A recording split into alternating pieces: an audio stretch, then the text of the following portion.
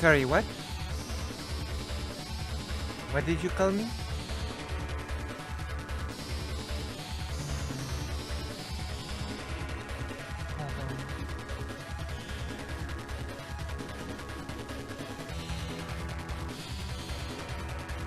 Uh-oh. Um...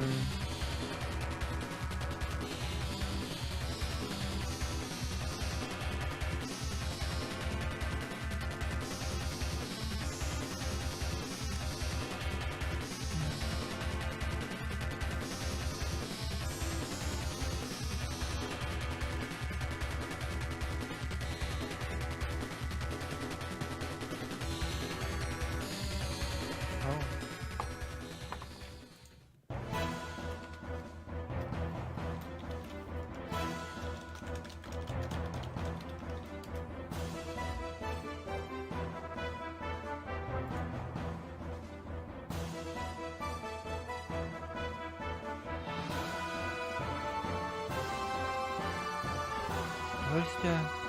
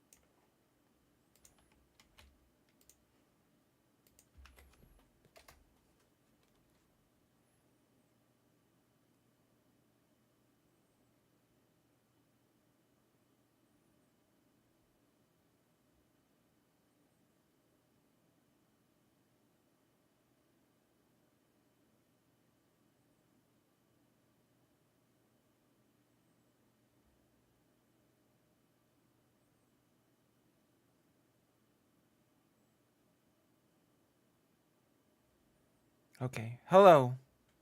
Hello, Lucky Otter. I have not seen you here for a while. You're a very lucky otter because...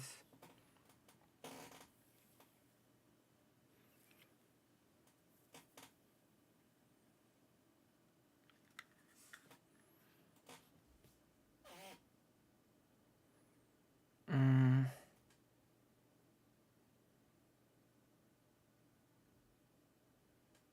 because...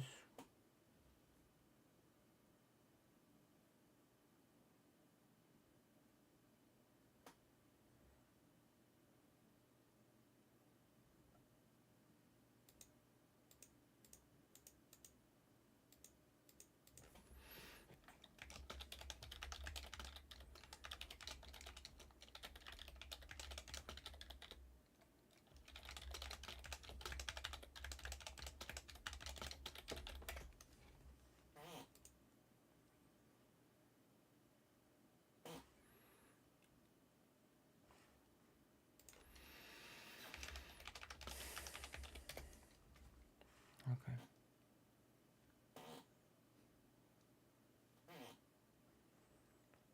Let me see.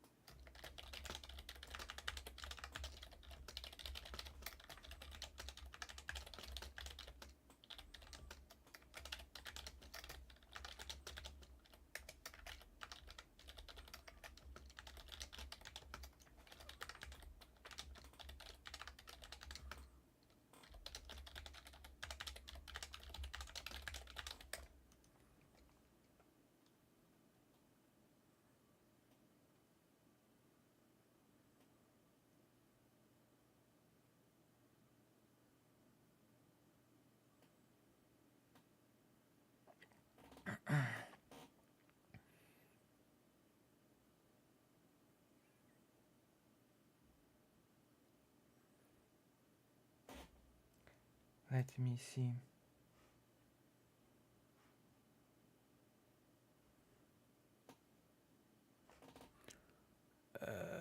Oh, no, he's not. He forgot. He forgot about me. Jesus. He proposed today. And now he's just ghosting me.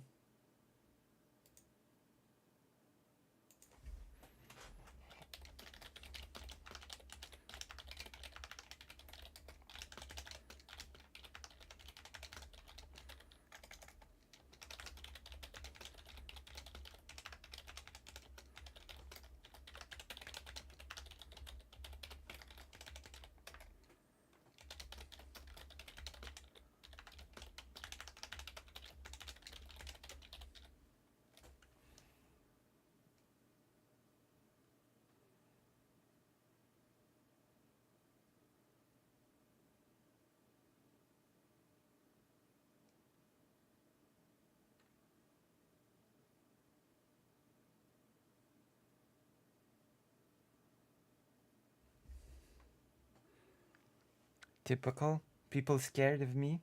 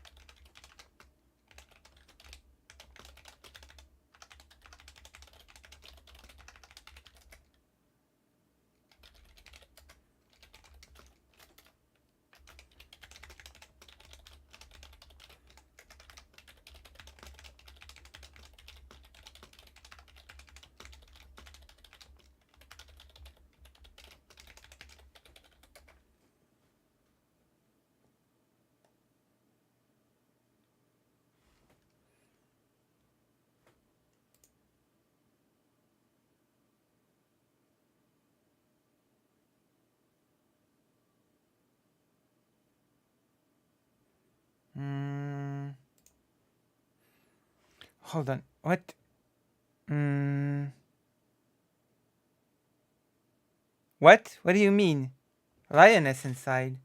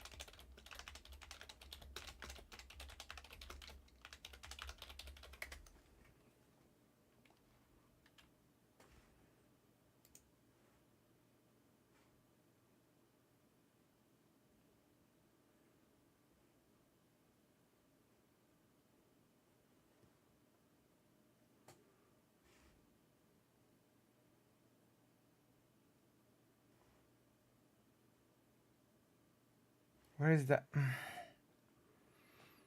Hold on. Hold on, please. Oh, wait. Found it. There you go. I'm a lioness inside.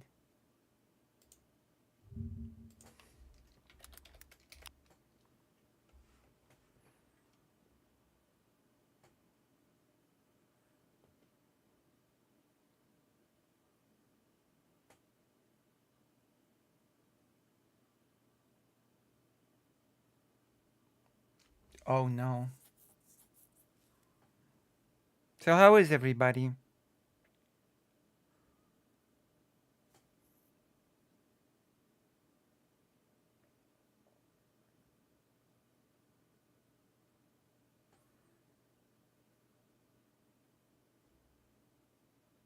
Oh my gosh.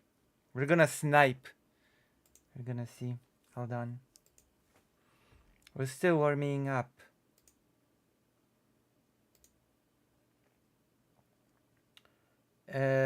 Boom. I'm doing alright. Are you looking offensive by my lioness? Where is... Okay, he ran away. Nobody wants to debate me. It's a fact of life. Will we have a guest today? We're supposed to. But he ran away. Hold on.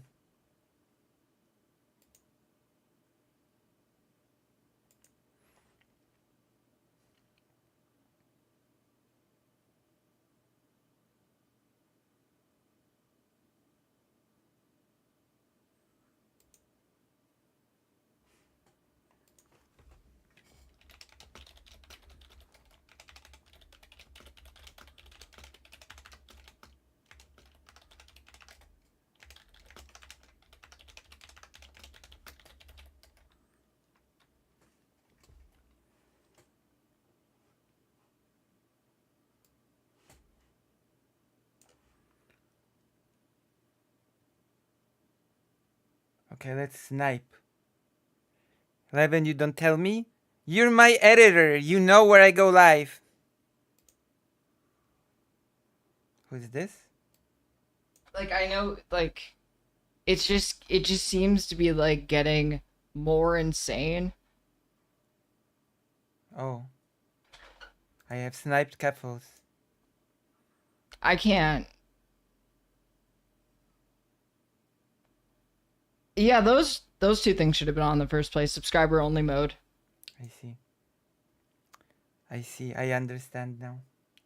I understand now what happened.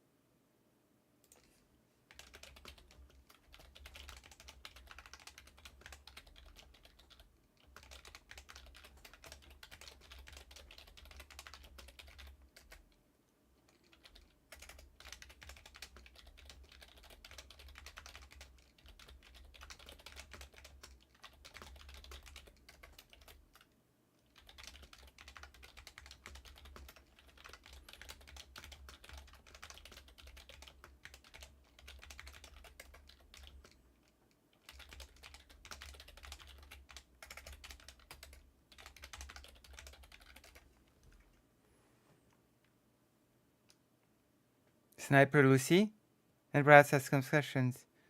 I'm actually looking forward to listen to the conversation. Brass ask some questions. Sniper Lucy, yes. Lonerbox called me a pseudo-intellectual on stream. Oh, where? When? When?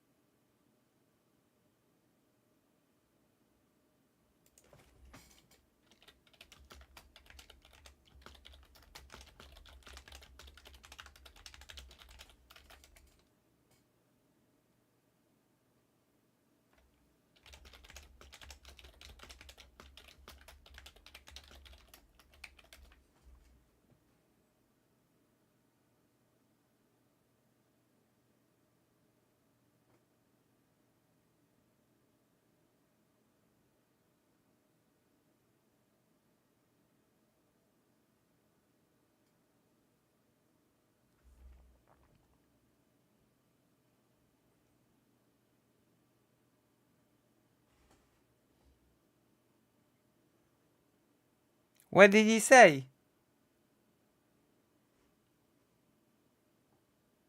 Okay, I'm gonna show you the best video as warm-up. Hold on. Hold on, please. There you go. Now this video cannot be monetized anymore. This stream is not monetizable anymore.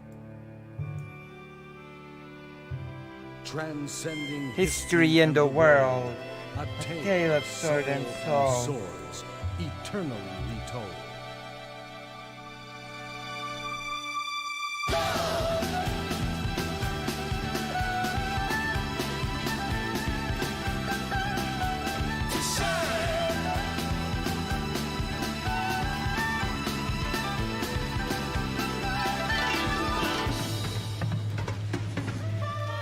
We all need to shine on to see how far we've gone on a journey.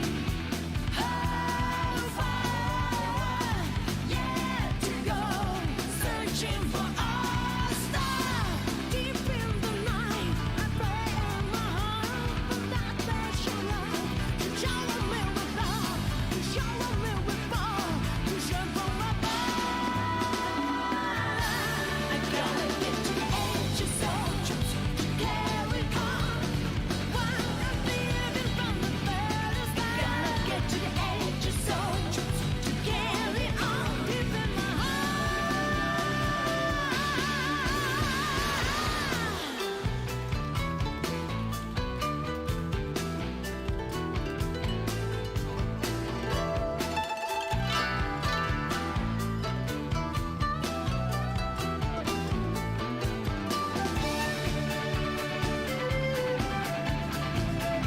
True. It is me.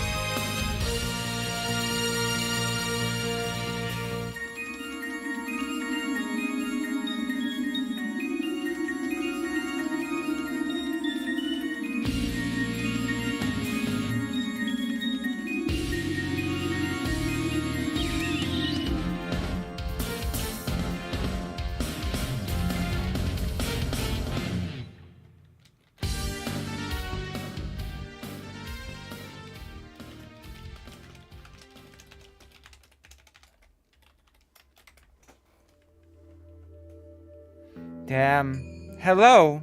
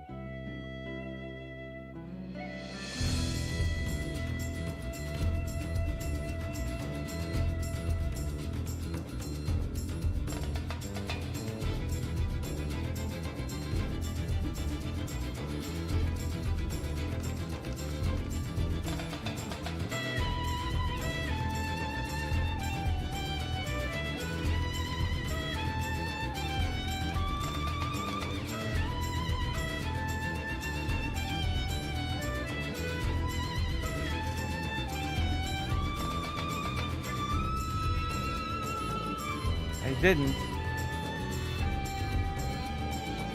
I didn't. Wait, actually, let's do it. Can you relink it again? But now, let's start with this. Okay, let's start with this.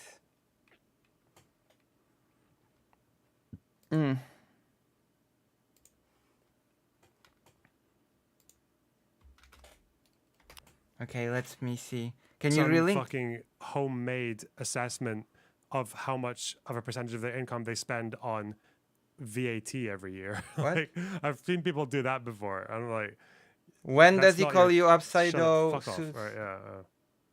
Pseudo-intellectual. change, but it's also an argument, a twofold argument, pointing out how we ameliorate absolute poverty, which should be a concern for leftists, but doesn't seem to be anymore. But 55 plus. Yeah, but I think sales tax in Canada ranges from 5 to 15, right? So he might, maybe he lives in a fucking area where it's 10 or I don't know.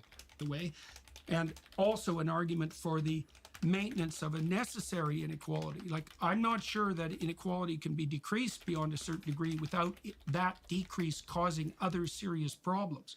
And we can talk about that, but it's a complicated problem. Yeah, for one point of clarification, when you say leftist, what do you mean by that? Well, I was Are people saying holy dick at 15% sales tax? Bro, the UK standard rate is 20, okay? Look at us. Look at us go. 20% VAT.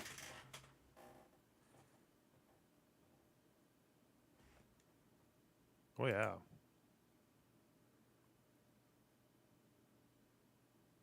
VAT is sales tax in the UK. Right. was going with your definition, like essentially the core idea being something like VAT. the VAT central also problem exists in. being one of relative inequality and distribution. VAT also exists in Poland. Wait, so where does he call you minus 3 hour 10 seconds?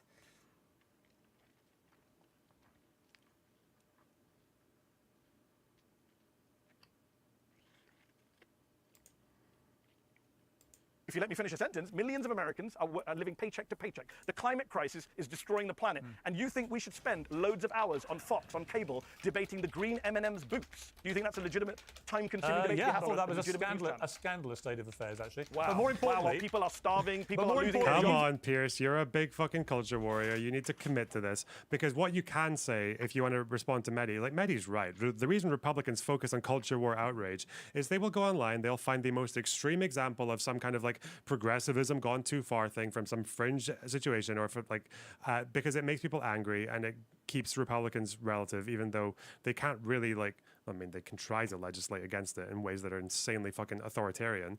But as far as it goes with this argument here, Pierce could say that, okay, people are living paycheck to paycheck, but it's not up to you to decide what's important to the American people. If they are more incensed by fucking trans bathrooms and drag shows Poland and all this was. shit than they are by Poland had a. than they are Poland by had a VAT shield for a while, and now VAT is returning, so food is getting more expensive. Where? Where are you?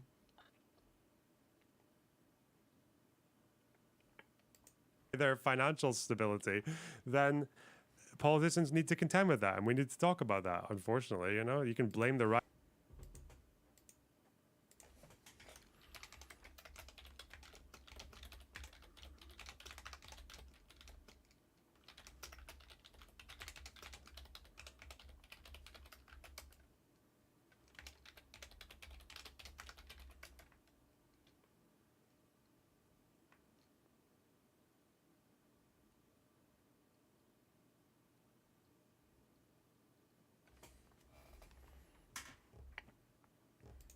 Right for exacerbating it, but at the end of the day, you have to have a response to these things, and you have to be able to advocate for these things. That's what Pierce could say, but I don't know if he has his wits about him to. Hungary VAT rate is 27. There's I think it's 5% in Poland. I think I have to check. And now Gabrielle is going back to saying that my "What is a Woman" video was sloppy. Okay. Are you going to make that argument with no substantiation either, like you did with the first thing you said? Oh, God.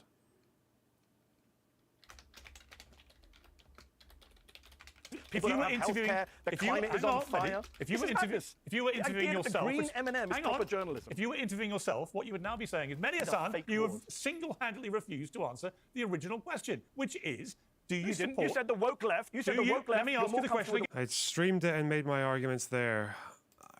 Oh, I had streamed it and made my arguments there, little Barry. Oh. You're trying to plug your fucking channel? What the? Okay, yeah, let's see. Oh no. Maybe I should do that with people. Maybe I should plug my channel like this. I should say I streamed and I made the argument. It's true. The argument was sound and good and moral. On you is on YouTube. I don't see it.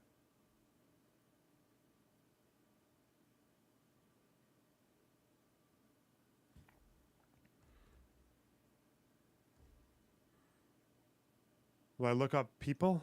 Filters? Oh, fuck. Oh, whatever. Don't care. Yeah, woke because you left obviously and didn't hear the me. Do you Go support on. trans women competing in women's sport? Wait, he didn't find your channel? Don't plug your channel like that, Lulu. It's cringe. It's not. You should all go to my channel. Oh, go to my channel. It is I do plugin. You have 23%. The reduced rate are 25% in Poland. I guess it depends on the product. What I know is that the VAT is back now and food will get more expensive. So you should donate because everything is getting more expensive here now.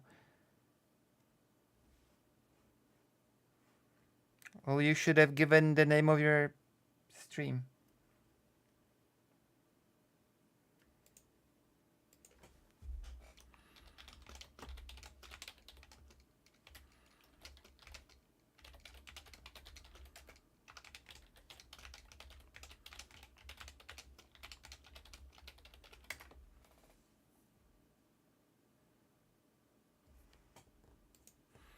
Do I support trans? Yes, under the correct set of rules. Yes, I do. And I'm not an expert on this subject. What but rule my could- understanding is what rule that could people like possibly be yourself, correct?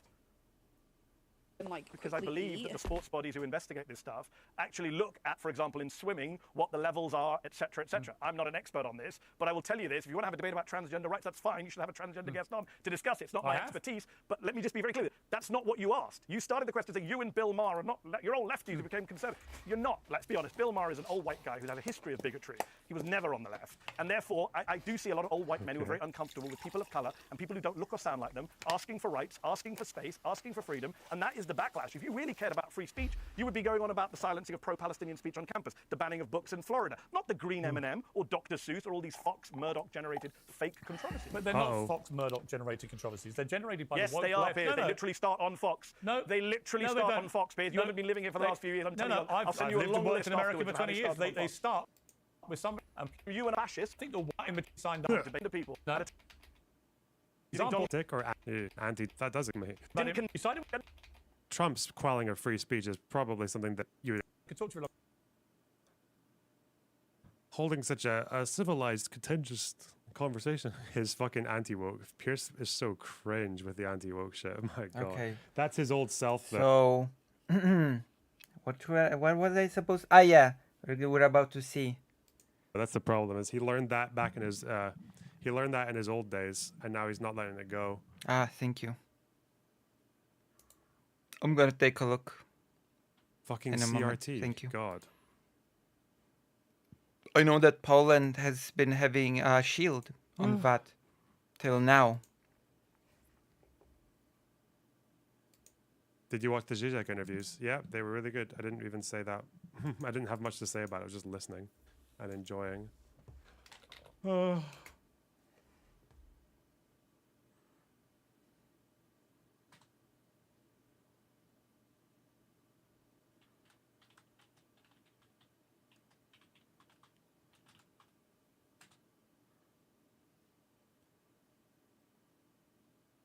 This is apparently what I need to review. Okay. Distinction. Have I looked at this before? What the fuck? I can already tell by the Card audience here. game. This is the fucking who's who of President Sunday's fucking lunatic chatters. Oh no! Oh no! Oh my god! Oh no! Oh no. Oh no. Uh-oh. Mm. Oh god.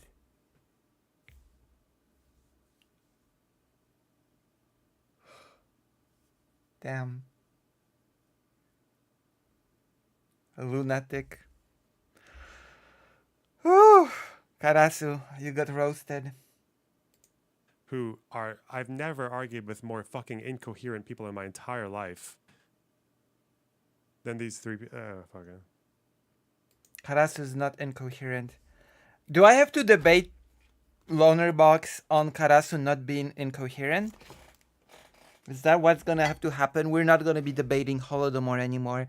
We're gonna be debating the coherence of Karasu Kafka. That's gonna be the debate now. I've switched topics.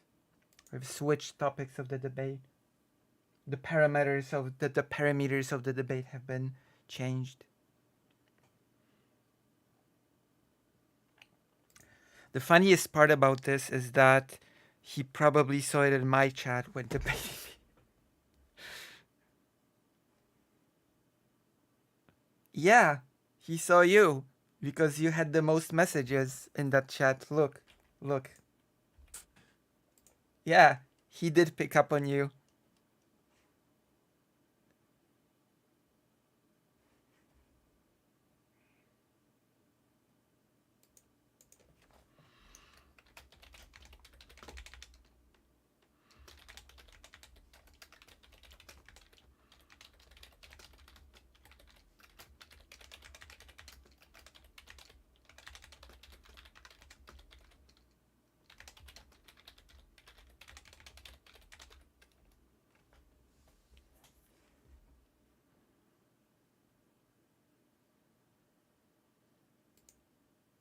Then these three. Fucking.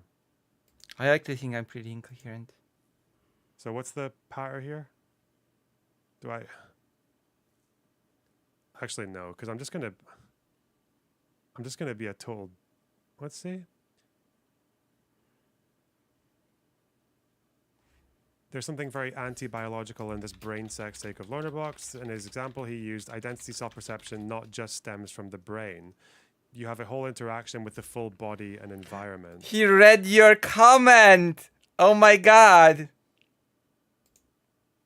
You have a whole. In his example, there's something very anti-biological in this brain sex take of Lernerbox. In his example, he used identity self-perception not just stems from the brain.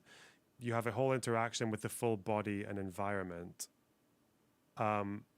See, this is the problem. Like, this doesn't make any fucking sense. The brain sex argument comes from a paper from biologists. I don't. Okay. Can we have identity and self-perception without a head? What? You can have it without your limbs. You can have it without your fucking legs. You can have it with quite a lot below the neck missing. But, okay. Whatever. I don't think he understood what you meant. I don't think he understood what you meant.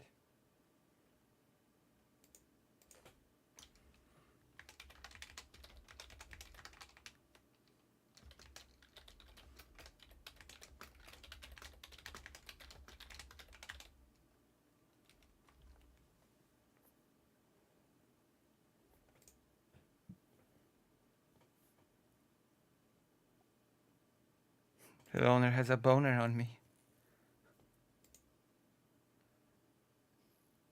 That Kafka person was the one who led into Sunday's Holocaust denial tape. Yes, they were. Yes.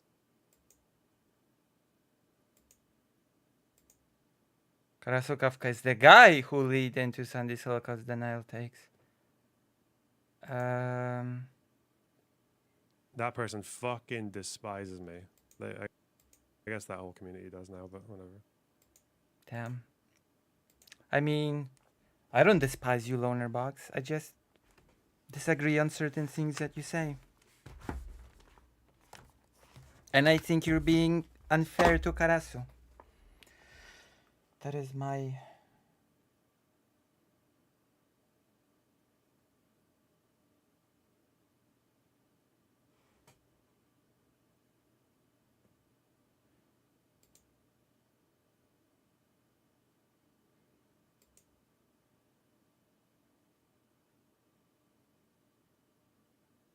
Yeah, that is how I understood it. The environment, your body, blah blah blah. It all affects your brain. Yeah, yeah.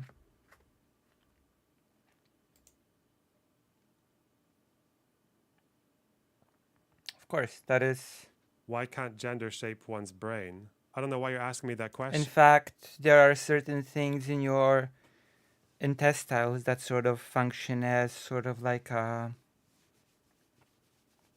second brain, they call it.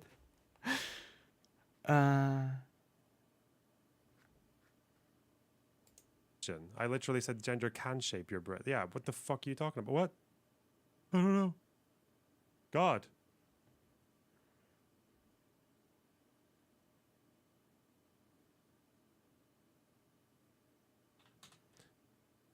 I don't know. I just, whatever. yeah, of course.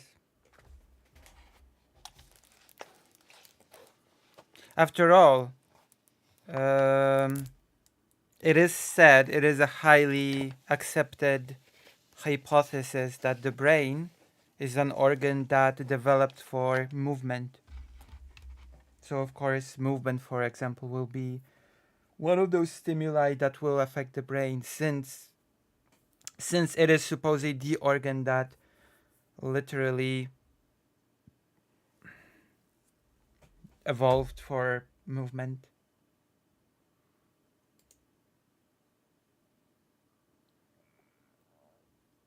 And there's this type of fish that has a brain, and later in life it becomes stationary, and when it becomes stationary it eats its own brain.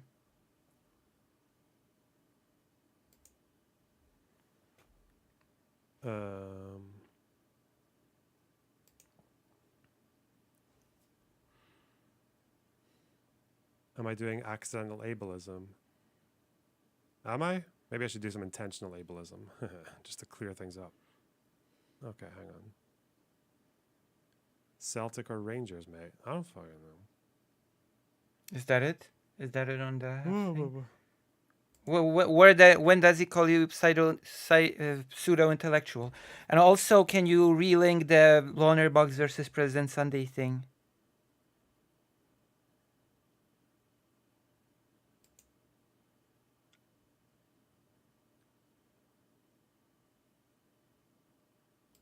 Yeah, that is a good question. What came first? After all, neuroplasticity is a thing, right? Neuroplasticity is a very powerful thing.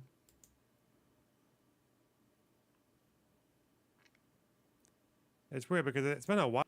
It is said that every new thing that you see with your eyes creates new neural pathways for you. Since I've watched anti-Loner Box content. But I don't really know if there's much of it going on these days. Maybe I should make anti-Loner Box content. I see some. If I make anti-Loner Box content, will you watch it on stream? Damn. Now that is the grift I'm going for.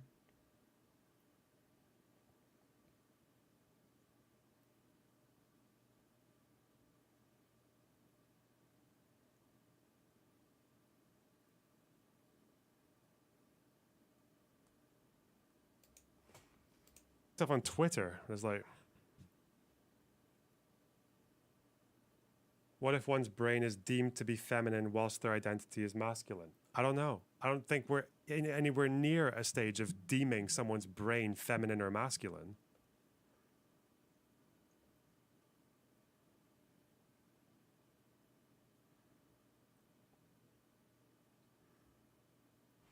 Okay, let's go.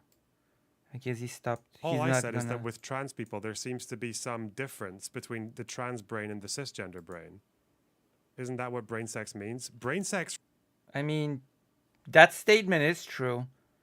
A brain of a trans person undergoing transition is going to be different because a trans person is going to take hormones for one, and that is going to affect the brain as well.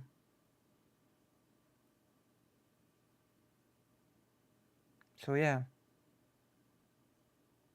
the brain's gonna be different. Yeah, it's gonna change over time because of the hormones, for example, which do affect the brain. So you're gonna see a difference there, I guess.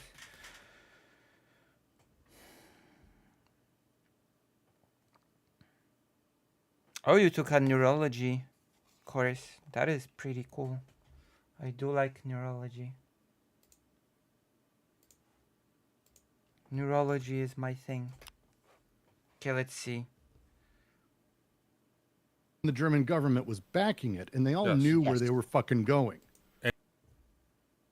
A person that lives near here, Oksana, she became a health rescuer. I'm not a medic rescuer.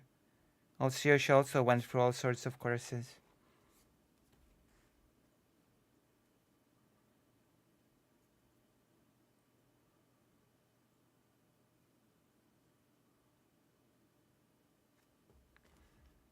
It could be caused by both, actually. Is it caused by the hormones or by the experience of transness and gender?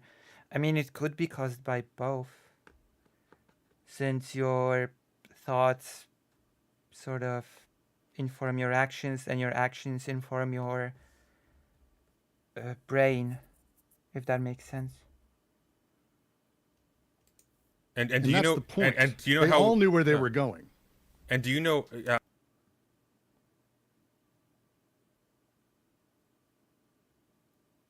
But I'm not sure that statement can be even universal. If a trans person pursue other methods like plastic surgery instead of hormone therapy, won't that also affect the brain in some way? The physical stimuli, etc. The way you perceive yourself, etc. after the surgery. I'm not sure. Won't that have some sort of effect?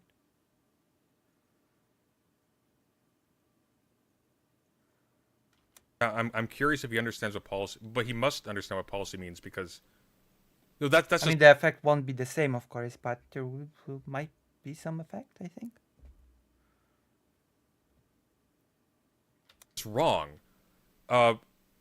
We literally only know about the specific Speaking intentions of of the Holocaust by reference to recorded meetings in journals.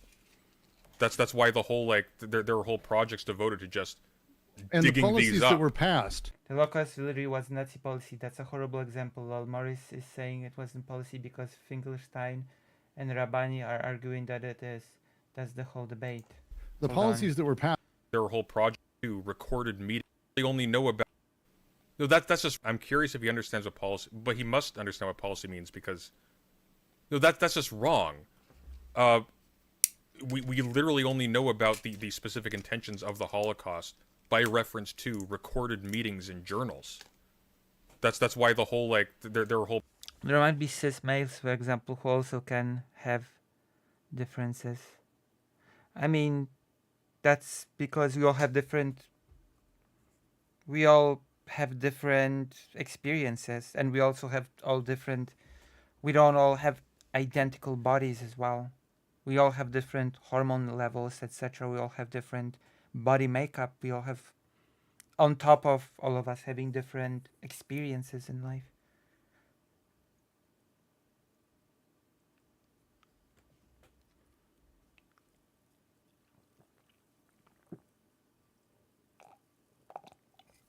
Oh my god. So I guess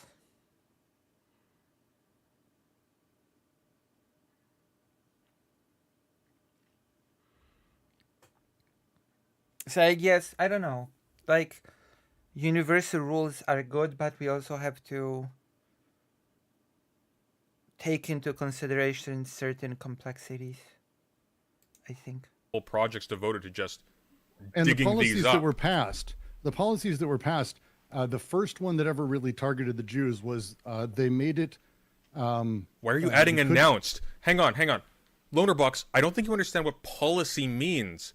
Policy means the official program that has been announced. It's literally not policy unless it's been announced and disseminated amongst the body.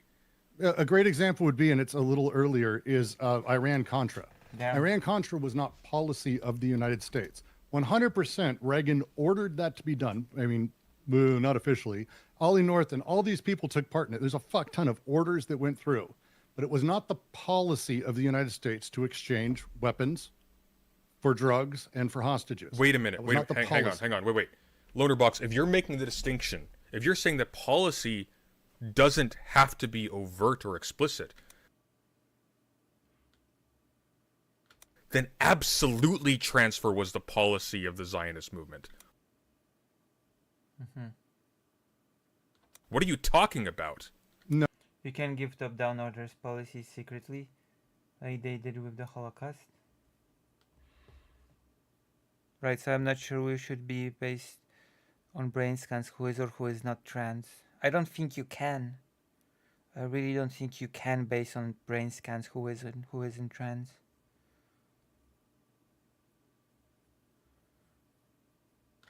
No, I won't go. Policy matters because it's No. Quick, you have a tendency to do this. No, be very careful, because what Loanerbox is saying is that the Holocaust was the official policy of the Nazi Party, but it was not the policy of the Israeli government or of the Zionist movement, on the grounds that it wasn't officially stated, that it was only found in journals and so on and so forth. So if he's going to say that, you see the problem. Like, his understanding... Sunday, you don't know the debate. You don't understand what policy means. You can let me know if you want, sure, whatever. Jesus Christ. Wait, he's gonna be let in? He's not just gonna be in the chat, he's gonna be let in? Oh wow, that's cool. Awesome, let's go. Like, fucking hell. Why can't I be let in? Ever? President Sunday doesn't like me anymore. President Sunday used to like me, and notice, just look at this screen. Am I here? Was the Jewish person invited to this little review of the thing? No. Jewish people was excluded. President Sunday probably thinks I'm a Zionist. That's why. I'm joking. Slash sarcasm slash joke. Or am I?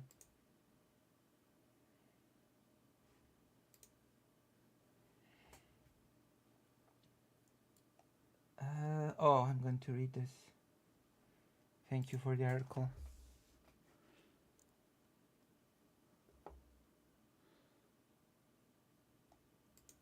Oh. Okay, Loanerbox, you coming in or what? Like, you said you were coming in 5 minutes, like 15 minutes ago, actually.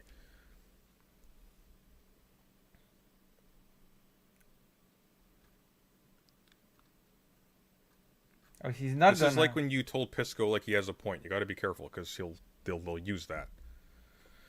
So is he coming in? I just like talking to people and trying to figure out where I'm wrong and they're at. Okay, but the problem here, though... I know, I'm terrible, I'm awful. No, you're great. You're horrible, Brooks. Why won't Brooks ever come on my show? Brooks hates me because he thinks I'm a Zionist. Damn. I couldn't tell if you were joking. Oh. See, it's a good thing that I said that I was joking. I'm joking right now as well, just so you know. Brooks is pretty cool. I still have to send him a book. I still owe him a book. I bought it. I have it in my house. And I still owe it to him to send him the book. Hey, the problem is these people are terrible and awful. Where Discord, where we always talk. Are we going to have to bounce out of this group? I don't think so. I think I should just be able to add him.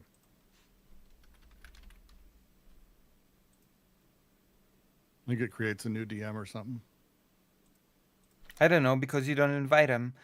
Brooks, you're invited to hop on stream. You are invited. You actually had very nice DM exchanges. And I still have to send him the book on a person who actually fought against the Nazis in drag. In full drag. Well, if There's a book about it. It's in German. they're friends on Discord, then he can add them into the group chat, and then he can do the call.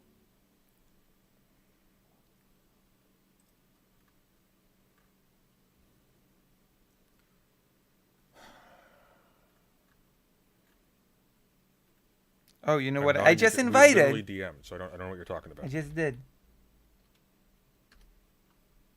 What do you call it? Box loner? Loner box. Wait, what is he called?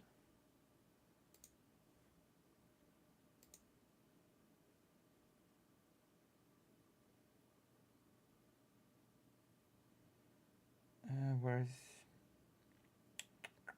I have him. We talk. I have loner box. I just can't find him. Where is he? I'll tell you how it's called. I can't find him. Never mind.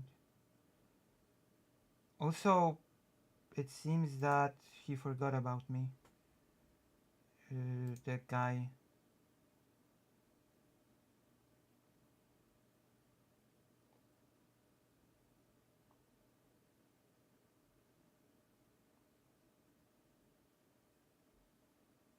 Oh god.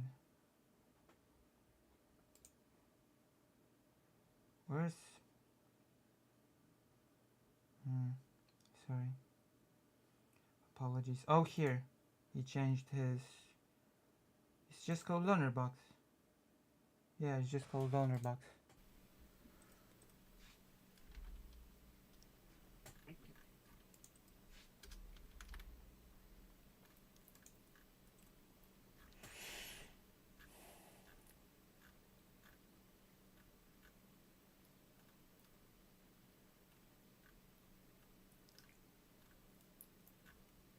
I actually can't find him here. What the hell? Okay, that is... Oh, he changed his thing. Hang on. I gotta pee. So you guys entertain him while I go, and I'll be right back. I wanna... Loner box? Yeah. Is he coming in? It's coming in. You want me to wait till I come back? I'll wait till... No, we'll wait it's till fine. All right, I really gotta go, though, so... Just go. Ah! Go. I mean, you're having him join and you're running? That's a fun... Come on, run. Oh, fuck. I have to pee. I'll be right back. I'll be 2 seconds. That was good. See, Brooks has good... Brooks has good humor. He's coming in and you're running? Come on, run. Nice. Nice. Nice one. Oh, nice one, President Randy.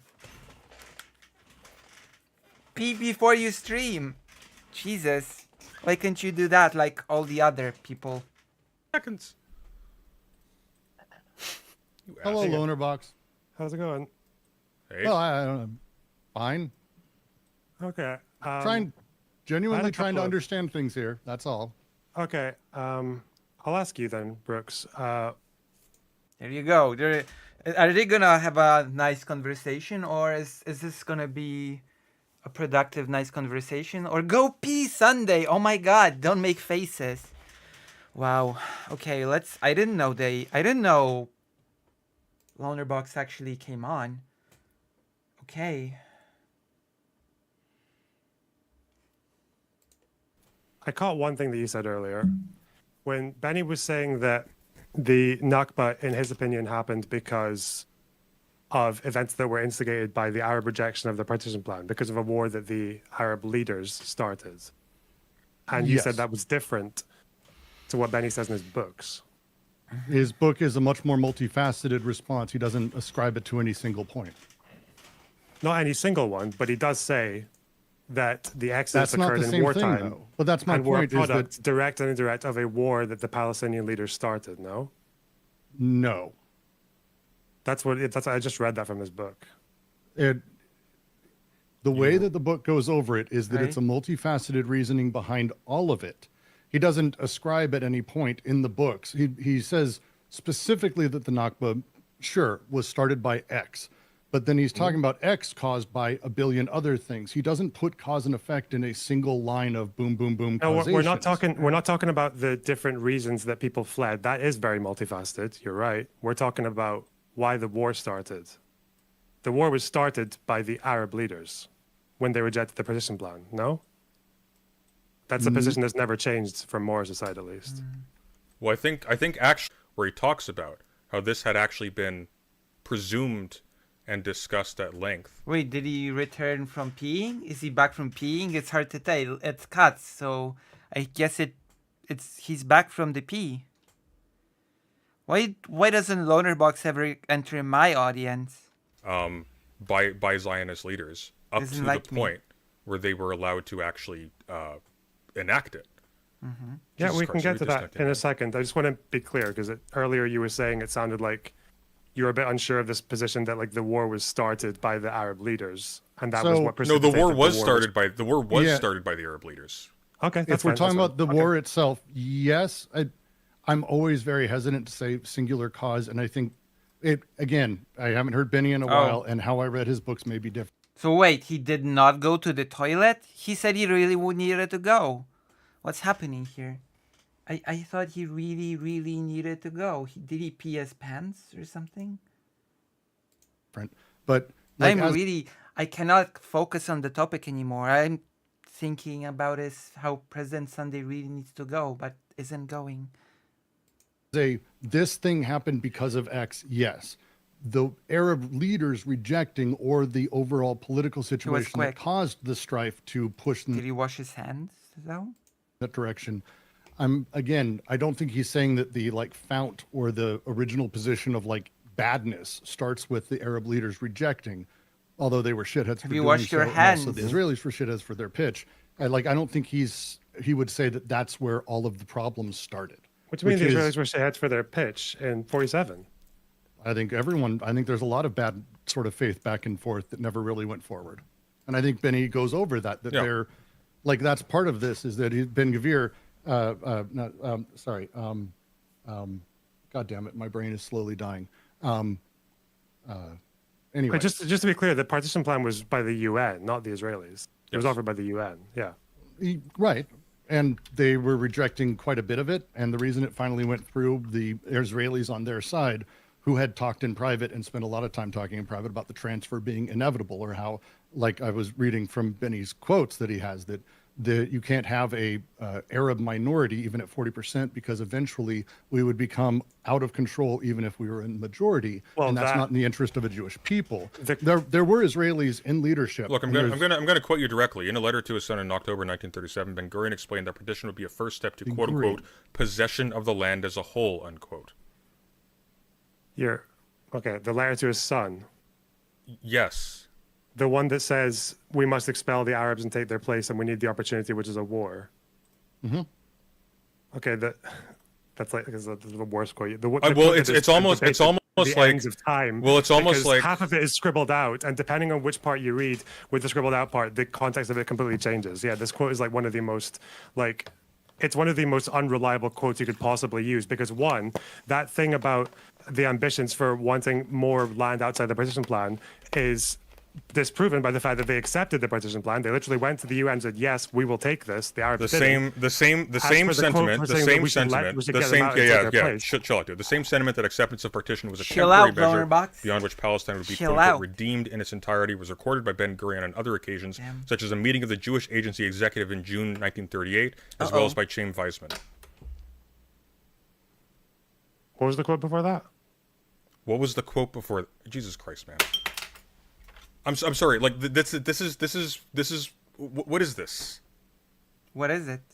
Like Oh, you're hang on. So your retort was like, oh well, that's a letter that was old, and therefore it doesn't get like. Are you fucking serious? Get lost. There's an entire Wikipedia on that quote. If you I want to know look at that's all what the I'm. disputes That's over what it. I'm. That's what I'm literally. So are you saying and you that can see Morris? that it's mired in Why disputes. does Morris because use that's it? why Morris went back on it. He wrote a whole paper in his response to Ephraim Karsh about that quote. And Morris does counter with other quotes because the one thing that isn't debated, and he's not changed his mind on this in this debate either, is that Ben Gurion did want Arabs gone. That part is not disputed. The part that they're disputing is, actually, you two can tell me, what is the main debate over transfer? What was the main debate, at least, between the Arab mainstream and the Israeli mainstream before Benny Morris came along? What was the debate? You mean What were the what did two- he what were break? the two- What did he upset? Like what were the two narratives from both sides? So generally speaking, and again, this is if I go back a few years, what he pissed off is that we had a lot of people on the Israeli side who were like, transfer was never part of or even a thing that was really discussed except for a handful of extremists. And they certainly had no major roles in government, and they certainly weren't part of this. The Arabs were saying everyone wanted transfer. You wanted to murder us all from the beginning, which neither side is really right. And I think Benny just not that he hang on. No, one second. I want to hear but this I want to hear him. No, but he's actively misrepresenting you while he's doing so. It's fine. I'm fine. It's actually not fine. This is my stream. I'm just I going to tell you what the dispute was. But I wasn't. Okay? No. But you're misrepresenting Brooks, and he's allowing you to because he's good-natured. The switch was not Morris was supportive or on the Arab side. Okay, I do think that he should allow him to respond to Brooks. Brooks is allowed to defend himself. Brooks is allowed to discuss the thing himself. I think Brooks is a big boy. No? That's the opposite. The switch was he went from providing a nuanced account that pointed out... I'm actually not sure if this is hopeful. I think Brooks is annoyed by this.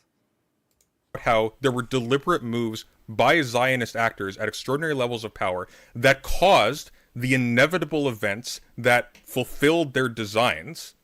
And then he switched from that to saying, no, now it's the Arabs' fault. In the context of this debate, that's the switch.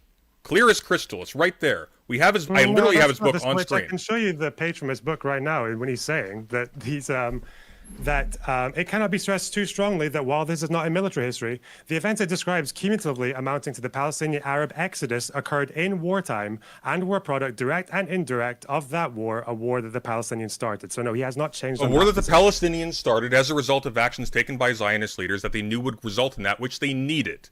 Wait, and where other did he powered say, structures and other state actors in the region too. I would love to see. Does Benny Morris say that the Arabs rejected the partition plan because of Zionist actions? No, because of what Zionist? No, he talks. No, they rejected. They rejected. Go on, Brooks. It's okay, Brooks. First of all, I specifically asked you, didn't I, Brooks? I asked you if you thought that sounds like he's siding with the Arabs on that particular issue. I specifically. They rejected. Zionist actions. Okay, I would love to see. Does Benny Morris say that the Arabs rejected the partition plan because of Zionist actions? No, because of what Zionist? No, he talks. No, they rejected. They rejected. Go on, Brooks. It's okay. Brooks, first of all, I specifically asked you, didn't I, Brooks? I asked you if you thought that sounds like he's siding with the Arabs on that particular issue, and you said yes. But you can change. So here's the thing. The whole thing about the partition plan is that it was just a suggestion, from what I know. It was not made by any important body in the UN. You know? What you were saying may not have been how I understood what you were saying. What I meant is that he's siding with the Palestinians in terms of as a people. That he's like, hey, this is how this went. I'm not saying he sided with the Arab side of that two sides that we had talked about. What actually he did really sort of fucked with both. It pissed off actually a lot of hardcore anti-Zionist Arabs in Palestine too, because he kind of came down the middle.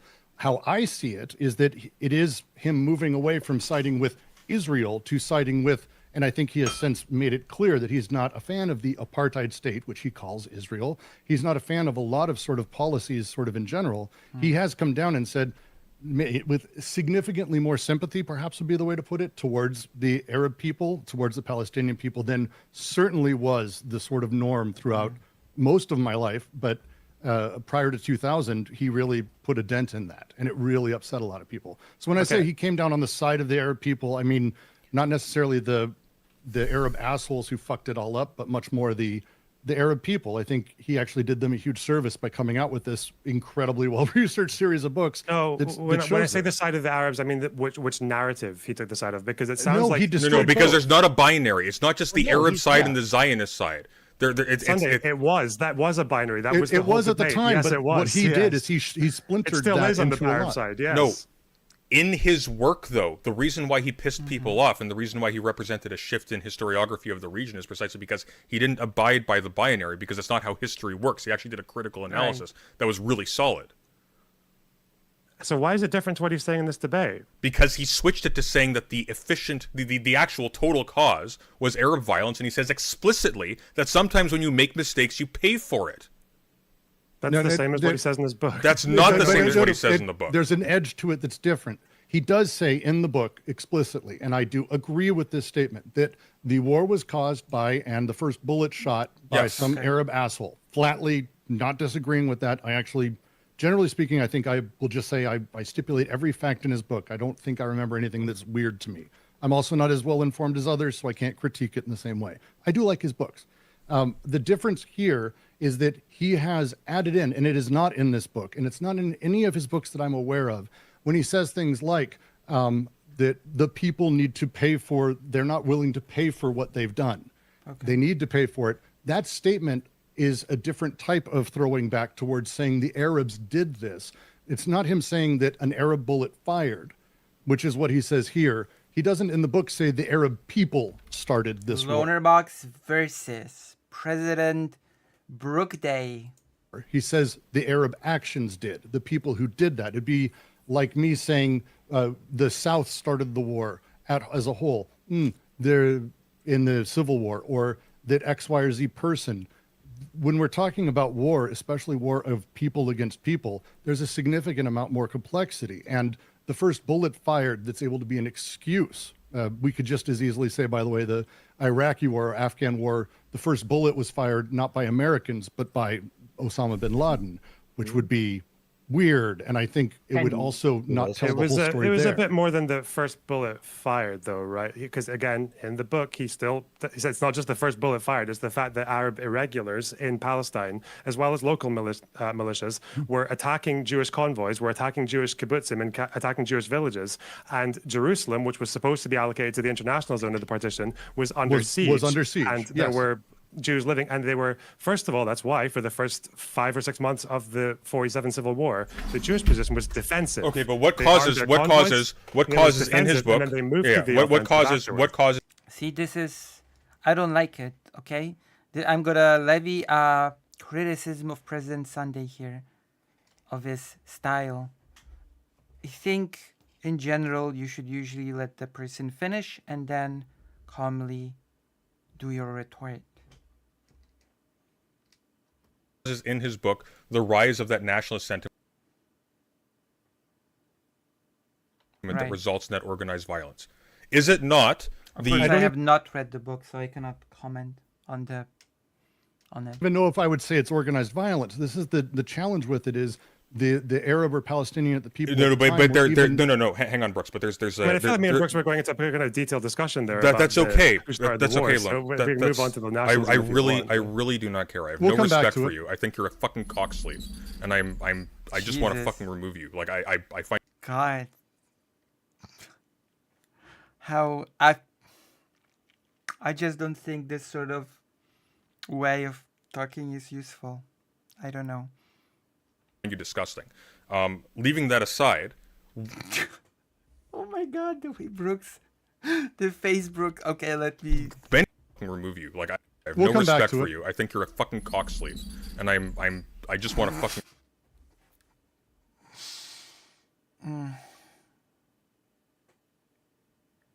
Brooks's expression is pretty extreme. Damn. I'm not sure this is useful. Oh remove you. Like I find you disgusting. Leaving that gosh.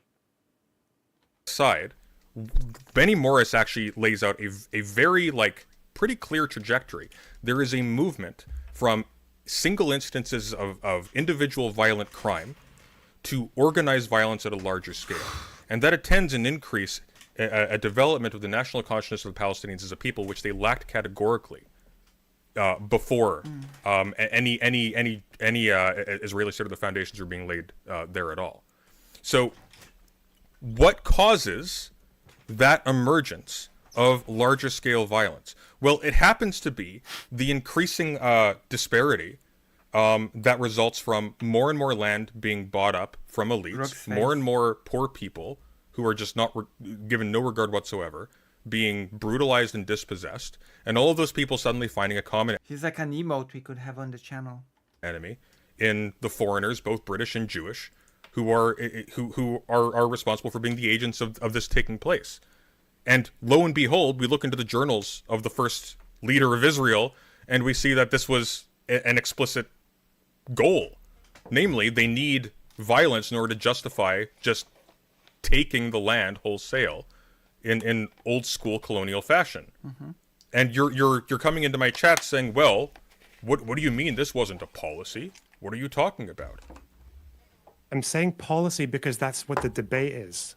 And maybe, like, that's what I was trying to say earlier, the whole debate between the Israelis and the Palestinians and the Arab narratives, especially before Morris, was that the Israelis believed that the refugee problem happened from the Palestinian end because they were told to leave or they left of their own accord. Obviously, that's not true. Some were expelled, some fled because of fear, some fled because of the war, all different reasons. And then when it came to the Arab side was that there was a premeditated, calculated, top-down planning to carry out an expulsion regardless of what the Arabs did. That also turned out not to be true. Because and instead it's somewhere in the middle. Expulsion was never, it was somewhere in the middle. Somewhere in the middle, and that the Arab revolt is literally a part of the top-down logic, right? That's what Arab revolt was part of the top-down logic. What do you mean? Well, that's literally what we yield from that. If a war is needed in order to justify the mass expulsion of the Arab population, which is a part of the logic of Zionism going back to its inception, and we have explicit writings to this effect from multiple sources and from meetings. Just real quick, because one of the things that Morris writes about, and Loner, tell me if I'm wrong on this, is memory, is he talks about this moment of Jerusalem, as which you brought up. It's kind of, there were a lot of people in sort of government who were like, I mean, it sounds patronizing if I put it this way, but I'm pretty sure they were patronizing. It was like, well, they're getting angry again, killing people up north, but if they, they will stay away from cities, we'll fucking let them work it out like a tired child almost.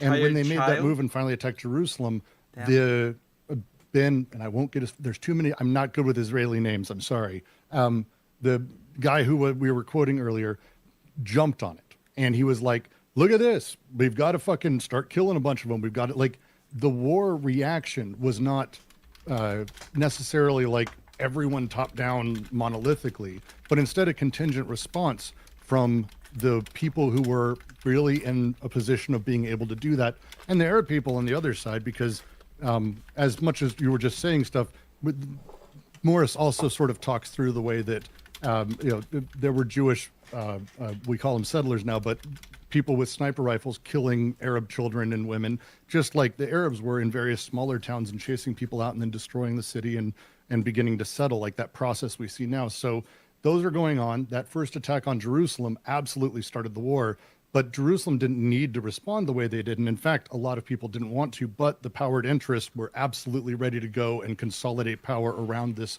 new war machine and then utilize that to basically do what came next. That's how I understood sort of the way Morris sort of brings us to that point. I may be off. The people in Jerusalem probably did want to be saved because they knew that massacres were already happening in Jewish communities that were in around the West Bank. I think the Jews who lived in West Jerusalem absolutely wanted to be saved. I don't think there's any dispute about that. And also because it was allocated to be an international zone, but then the Arab forces didn't want it to be. They wanted to take it for themselves. When we're talking about, again, I'm just not sure exactly where the debate is. I think it's okay. I don't know what the problem. I think the problem is every time people say it wasn't policy, I think you guys are hearing alarm bells saying, "Oh, so it didn't happen, or they didn't want it to happen." No. It wasn't policy. Policy means the formal mandate of a party, organization, or government. That's policy. So the difference would be, for example, the Sykes-Picot Agreement could be construed retrospectively as a policy insofar as there were secret agreements, but they wouldn't be considered the policy, for example, of the responsible governments of the involved nations, precisely because they were secret. A policy is what you set out formally, is like, this is the official, lawful project or mandate or goal of this institution, whatever that is. That's the distinction. So, so it sounds like you agree with Morris, because the position that both Finkelstein and Rabbani are taking are that it was premeditated, planned, and calculated. Okay, but the definition of... Wait, Brooks, please. But the definition of... Now it's getting heated. It's getting heated again. Policy is not that it is premeditated and calculated. The definition of policy... The definition of policy... The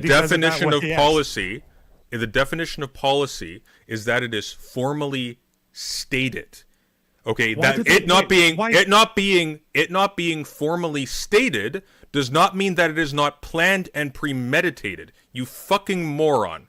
Why do the people who claim it was policy always point to Plan Dalit then? Fucking loser. Let's press on. I'm sorry. I'm not. I'm. He's disgusting. Let's move on. Damn. Anyone want to say anything else before we move on?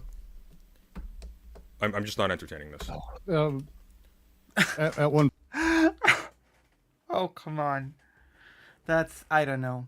I think President Sunday has a short fuse. I think they could have talked through to the end. point, they did literally have a policy of transfer that Morris outlines. It began around this time, and it was an actual thing that the same people put into order. In 1948, I want to say they did it. Was it pre the war? It kind of came into being during the war, but it absolutely was policy. So but it wasn't pre that. And again, Well, it became policy. Policy isn't everyone en masse agreeing to something. It's the stated goals of an organization explicitly. That's the difference. Okay, let's press on. I guess I have a long fuse with people. Maybe insincerely. But maybe that's why I'm small and people are big. Professor Morris. Later it became a self-fulfilling prophecy. Okay, This like, is true. we're done with this. So I guess that's it. That's the whole confrontation of... That's the whole confrontation of...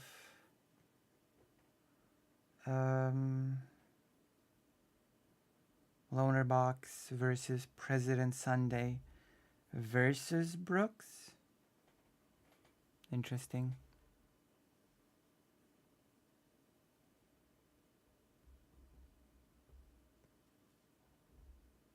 I mean, they were having a disagreement and they wanted to sort of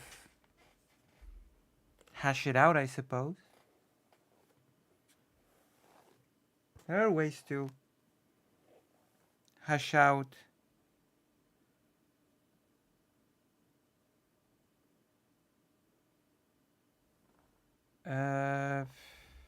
just, I don't know. I think if you want to have someone to talk about something, you should see it through to the end, in my opinion.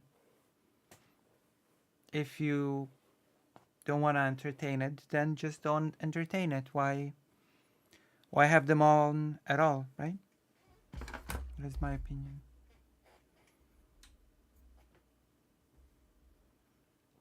Why talk to people at all if you don't want to talk to them till the end? I think it's possible to shut someone up during a debate and look like a badass, but you need to a certain machismo that Sunday does have, but the timing wasn't perfect. Okay, today we're gonna take a look at a different macho man. What did Lonerbox want to hash out? He was slippery. He argued about policy from chat, then changed the subject once he was on stream. I mean, most streamers ignore chat.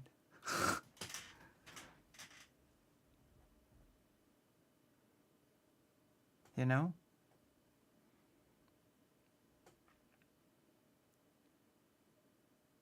I talked. You wanna come on stream now? We can talk. You wanna get on stream now? I don't go to Lonerbox and spam. I mean, then in that case, instead of having him on, you could have banned him from chat, no? When someone spams in chat and you don't like it, usually you just ban them and be done with it.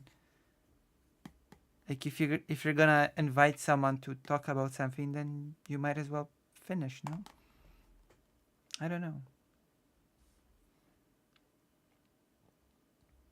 It's just my brain that gets upset when things are unresolved.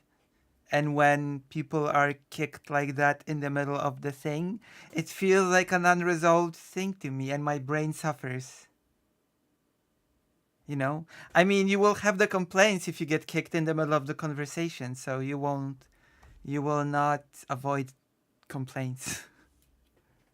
Either way, you will not avoid complaints.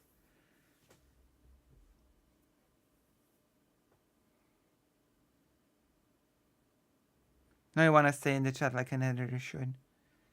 Well, then you say I don't talk to you, and then I invite you, and you don't. Does anybody want to come in and talk to me, debate me, since my main debate partner has decided to ditch me? I think this result, Lord Marx has proven he cannot understand what a policy is. That was cleared up, I guess.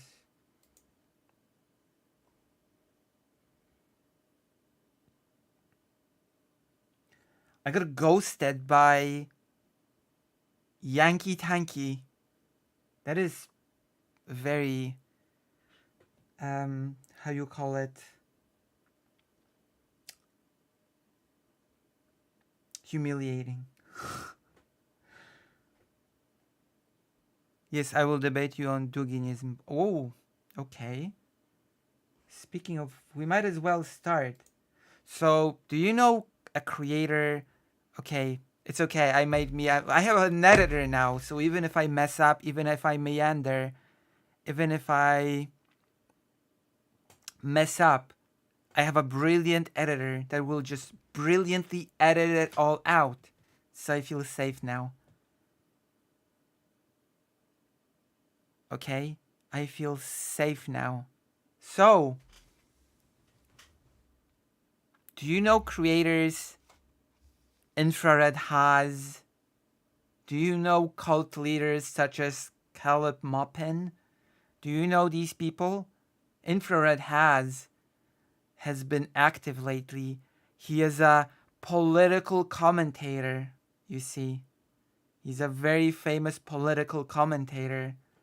And, as a little bit of a trivia, Infrared is also a wannabe Street Fighter. Because he has been known to challenge people to street fights in the past. And he is also a big fan of a Russian philosopher called Alexander Dugin.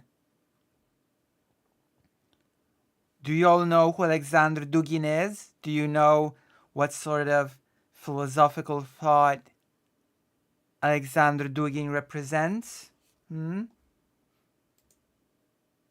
Have you heard of Alexander Dugin?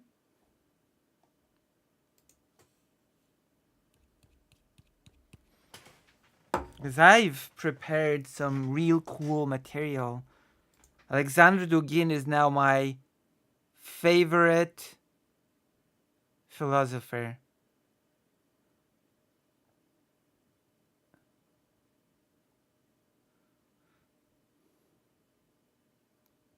Eurasianism.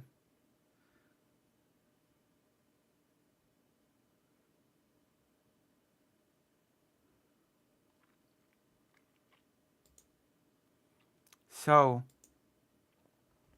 let's start with Alexander Dugin speaking on the Ukraine conflict, because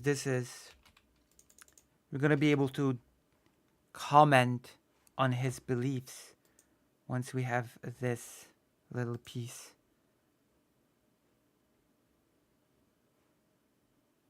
And then we're going to cover a debate. This is a Dugin stream now.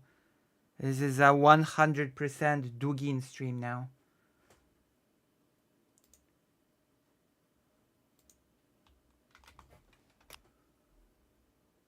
Geopolitics and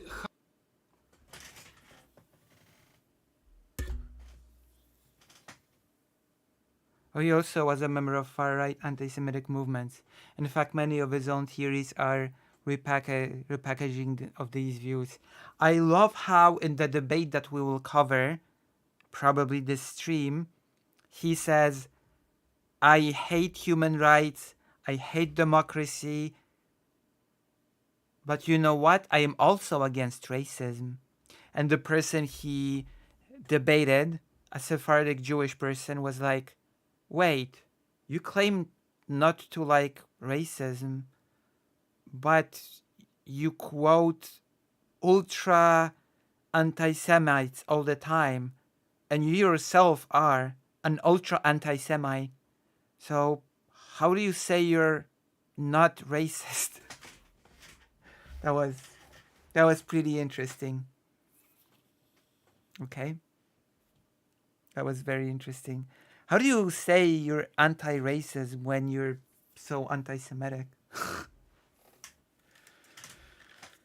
Oh, boy.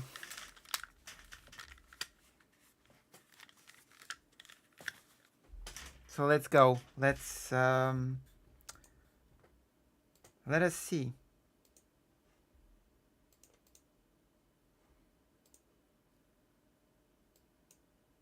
Geopolitics and how we need to interpret, to decipher present situation. There are many levels and many possibilities. Today, everybody is obliged to take a side. Right. So this is the basic thing. Everybody's obliged to take a side. We accept Russia is right, so let us repeat Russian propaganda. If we are on the side of the West, that means immediately that Putin is criminal, all Russia is wrong, Russian people is barbarians supporting such regime. So everything... That feels a little bit reductive, but let him continue speaking. This take feels a little bit reductive. And even if we grant that, we still remain with the fact that Russia invaded Ukraine. And Ukraine is not exactly part of the West either, so it gets a bit messy. Follows from our moment of taking of position. There are only two positions. How can there only be two positions if... No, three. So it is difficult to stay neutral in that situation, but I will try. You will not. I highly doubt it. You will not try. Not maybe neutral, because I'm not neutral at all. There we go. But I would prefer to put the situation in some context. Okay. Not to... Let's hear the context. Give arguments of Russian part, you know them, I presume. Not defend against accusation of the Western position. You know that much better. So what? Does Ukraine represent the Western position then, when it says that it should not be invaded? And I think that we are living in the reality of two close languages in the structuralist meaning. Oh no.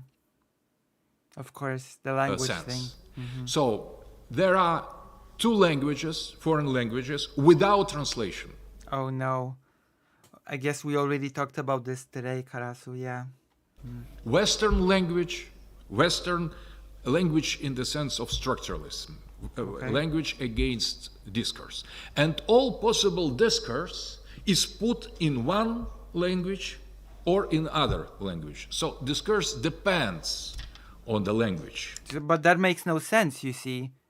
What language does Ukraine speak? Is it the Western or the Eastern language? If there are two languages without translation. In fact, what does Poland speak? Poland used to be part of the Eastern Bloc, so it clearly spoke the same language as Russia did.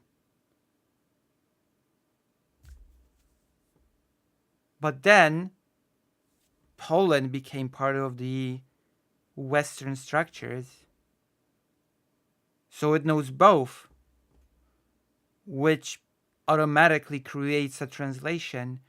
Because if you spoke one language and then turn to the other, it basically means you know both. Yeah, I know. I'm using the language. I know it's not a literal language. But that is my point stands. Poland used to be part of the East Bloc structure. It was highly integrated into it and functioned in it. The government of the Polish People's Republic was highly integrated within the Eastern Bloc structure. But then Poland became part of the Western structure. But it doesn't erase the fact that it was part of the Eastern structure before. Right? Poland still has the experience of being in that old structure that did not go away. That's why I mean when I say that in a way Poland speaks both languages.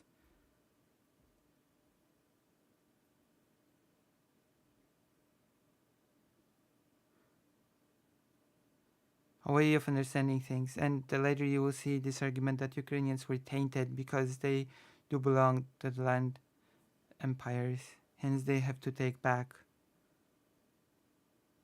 a false being. Oh no. And when there is the same language with different discourses, we could understand each other. When we have two languages without translation, so everybody hears only what is said in his or her language, and the speech of the other is similar to the black noise or white noise that is called white noise. So some sounds without a meaning. So when we but Poland was part of the land empire and then switched to being in the sea empire, if you will. So it knows the experience of both. So it knows the language of both. No? It understands the language of the land empire since it was part of it. Like that experience does not just magically go away. Is my point.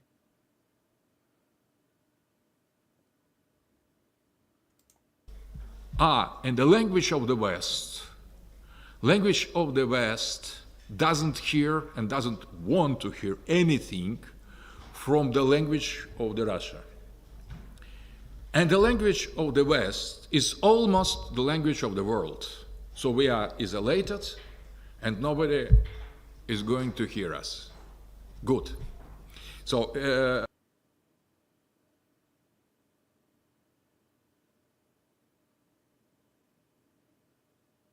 oh, okay.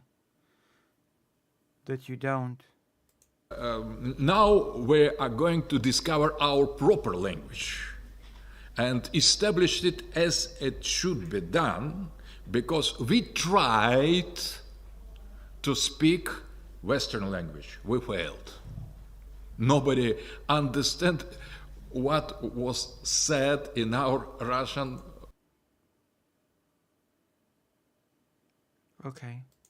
version of broken English. So we tried, we failed. It's so over. Now we are going to speak our own language that we need first. This is DUGIN, yeah. To establish, to defend, to re-establish, to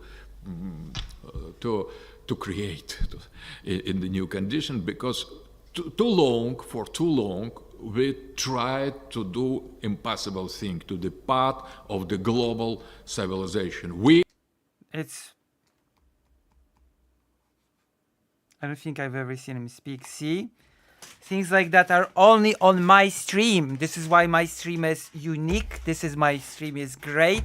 This is why more people should watch it. Listen, I offer unique things. I offer unique value because I am valuable. What was I? What did I want to say?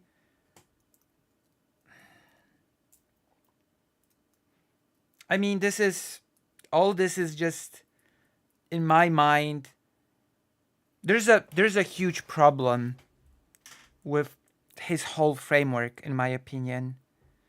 For example, he says that human rights ideology, quote unquote, is part of the Western language, the Sea Empire language. Democracy is part of the Sea Empire language. And yet, Polish people who were part of the Land Empire and spoke the Land Empire language clearly wanted human rights. Human rights which were part of the Sea Empire. You know? Somehow. Even though they were ingrained in the Land Empire, Polish people still wanted those pesky human rights. Like the freedom of speech, freedom of association, freedom of press, things like that, you know, that were sadly not offered to them in the Land Empire. Things that Dugin despises and is against.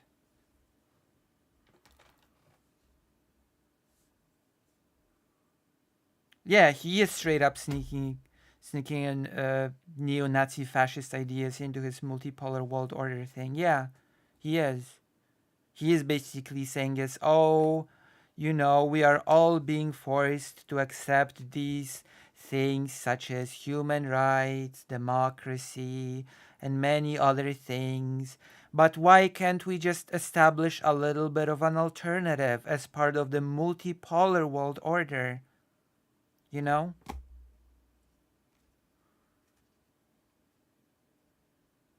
Yeah.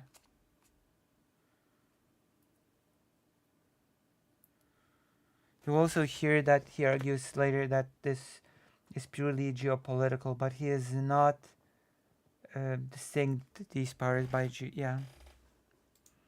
We are not the part of the global civilization. We are civilization by ourselves. Huntington was absolutely right. Fukuyama was, with whom I have very interesting discussions, by the way, was absolutely wrong.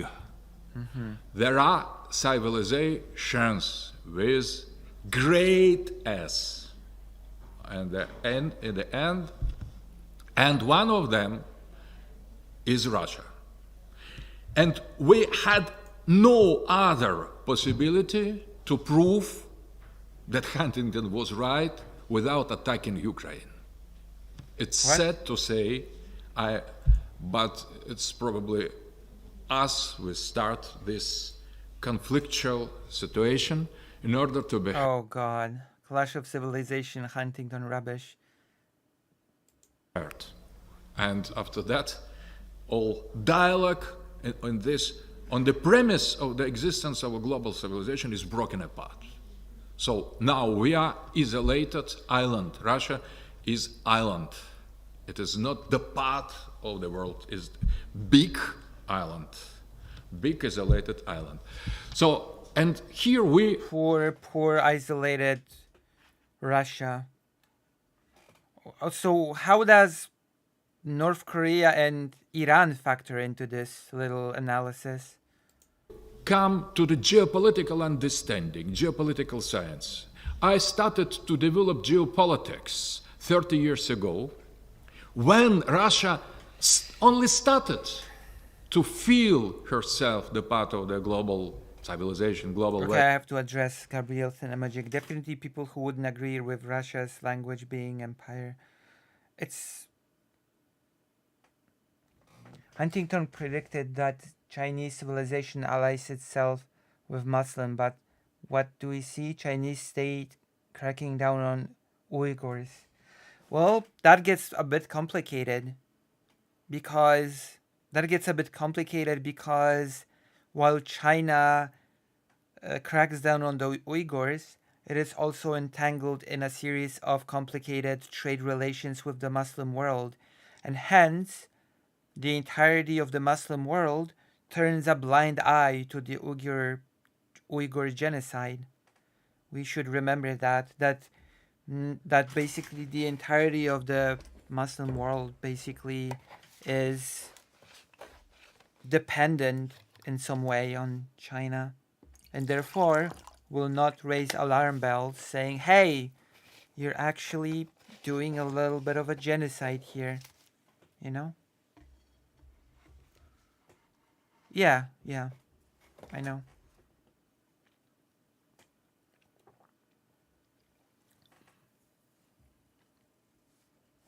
But at least the EU has the decency not to use those relations to shut their partners up about the genocide that they're committing.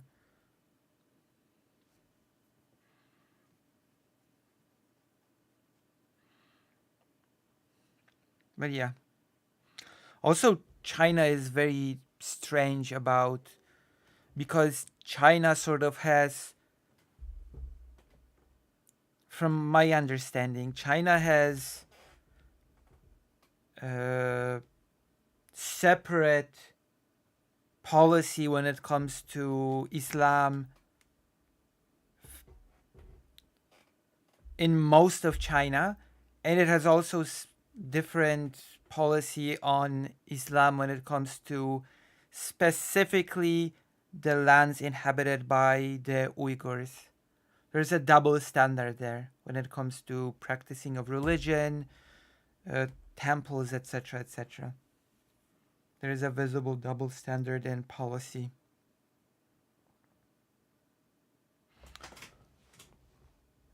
So again, Huntington is incorrect. He assumed these massive 7, 8 categories. I mean, that is the problem with generalization. With huge sweeping generalizations, isn't it? It usually proves to be incorrect because it just flattens all nuance and flattens all agency.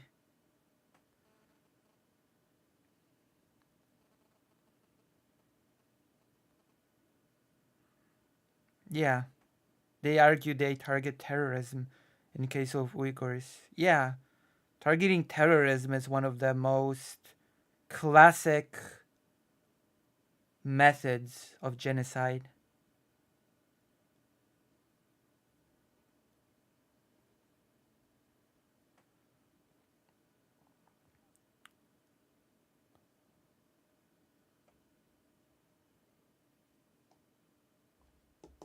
That is the playbook of committing genocide, branding your opposition as terrorists. If you brand the people that you're genociding as terrorists, then you basically have a very easy out within the international community, especially the international legal community. You say, we're not really trying to destroy them, we're just trying to stop terrorists. And I guess the big example of that would be, again, Sri Lanka, or even Israel-Palestine for that matter. It's always, we're not trying to destroy these people, we're just trying to hunt down the terrorists. That is a very common modus operandi.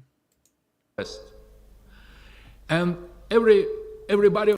Or, if terrorists does not fit as a language, I guess sometimes you can always say that a country wants to denazify their enemies. That also works instead of terrorists. Instead of Russia, it did not work as well, but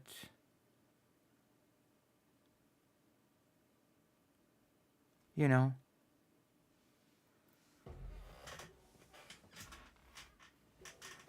You can always say that you're denazifying if you cannot say terrorists.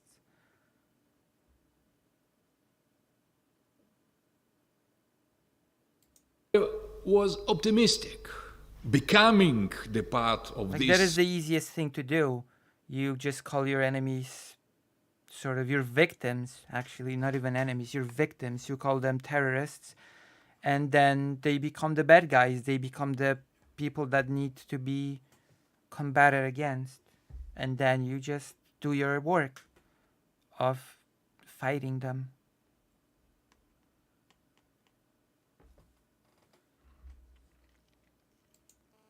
Humanity, civil rights. There you go. Becoming the part of this humanity. Civil rights. Civil rights are bad. Theory, human rights theory. Human rights theory is bad. This global world, we entered in this process. We accepted. He actually calls it human rights ideology in many instances. The Western identity. We have abandoned Soviet identity. We have forgotten Tsarist pre-Soviet identity, and we try. Those are, technically speaking, those are supposedly totally different identities. Soviet identity. Try to be like everybody else. And in that moment... That is such a bizarre thing to say. We have abandoned our pre-Soviet Tsar identity and our Soviet identity. Those are opposing identities, at least in theory. Not being too much engaged in the Soviet system, neither in liberal system, I have discovered geopolitics formulated by English, British authors like Halford Mackinder, who tried to explain the great game between British Empire and Russian Empire in the terms of sea power and land power. Maybe it was, in his time, situational. A part of the... Keep in mind that that Great Britain, for a lot of its existence, has kept to its strict policy of keeping the balance on the continent. That was a huge part of what Great Britain was all about. It didn't have any permanent alliance. It allied itself with whatever country on the continent that would ensure that the balance would be kept. British imperialists thinking of the world, but in my eyes, that was explosion of the real truth. And after that, I followed Mackinder, and I have discovered that we had Eurasian movement in the 20s. Like again, like we sort of, by talking about a game between Great Britain and the Russian Empire, we sort of flatten what sort of policy goals, for example, Great Britain sort of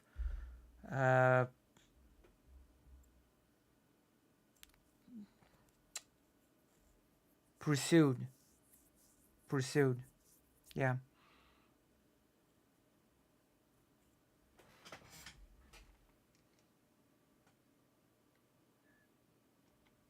In the West, among... Which was not exactly just being against the Russian Empire. It was very specifically keeping the balance of power on the continent, because England basically wanted to be the top dog, and to that effect, no country on the continent could grow too powerful, because that would endanger Great Britain.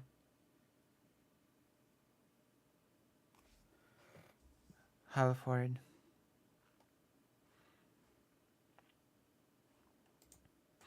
White immigration. There was German school of geopolitics. So geopolitics was the mean, the tool to decipher the world we were in the beginning of the 90s. From that moment, I started to develop Eurasian School of Geopolitics. IR. Politics and Russian Geopolitical School. And from this point of view, basing on the British vision of Anglo-Saxon vision of the world, the main principles were sea power against land power. What is sea power according to Mackinder? It is not just the West. It is modernity. It is technology. It is capitalism. It is. Wait, is Dugin against technology? Dugin is against technology. Market society. It is Carthage against Rome, or Athens against Sparta, or Venice against Byzantine Empire. So that was one civilization basing on the materialist approach and strategically on the dominance overseas, on the colonial attitudes, against the other kind of civilization where totally different values were put in the center of the life. The dignity, the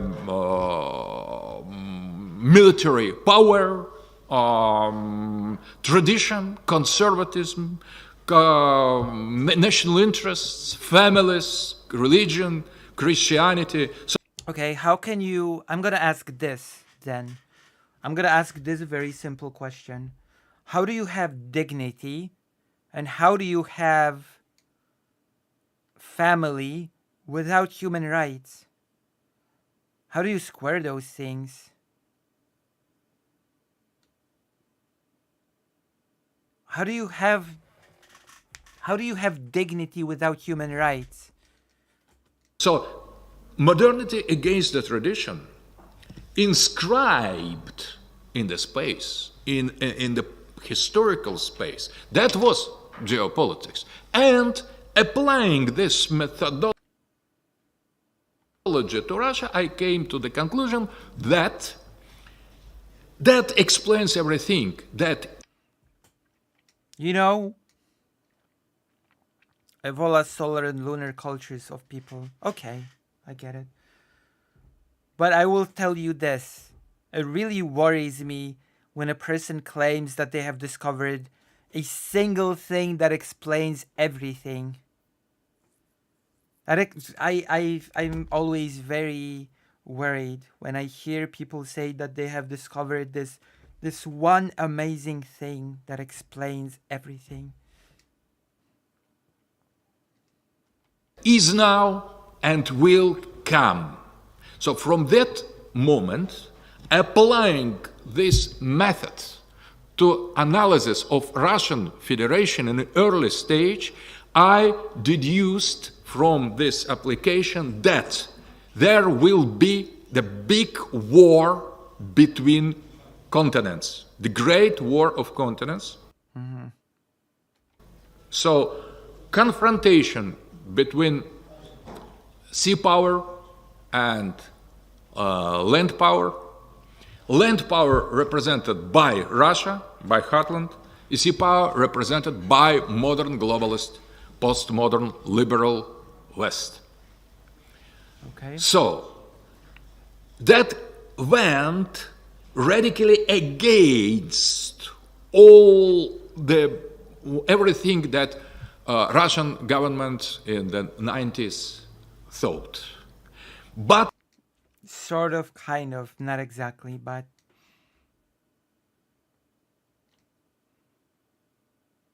I was heard by Russian military. From the beginning of the 90s, I started to make lessons on geopolitics in Russian General Staff Institution. And for them that was absolutely necessary because they have lost explanation of what is going on in the ideological terms, and they badly needed something as alternative. By the way, this is something that my debate partner that did not appear is a fan of, I believe. They could not understand why NATO went more and more closer to our borders, with us abandoning our communist ideology. They sincerely can. Our communist ideology? What? could not understand why. Wait, hold on. But the communist ideology was born in the West, and it was born out of the ideas that you hate. It was born straight out of your... Wait, hold on. Wait, suddenly this is becoming very confused and stupid. Because communism is not a school of thought that was born in the land empire. It was born in the sea empire. And it was born out of sea empire philosophies and language. Very clearly.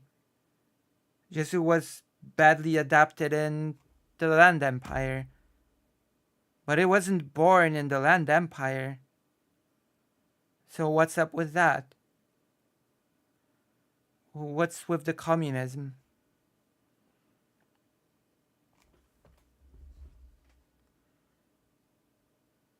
What's up with the communism?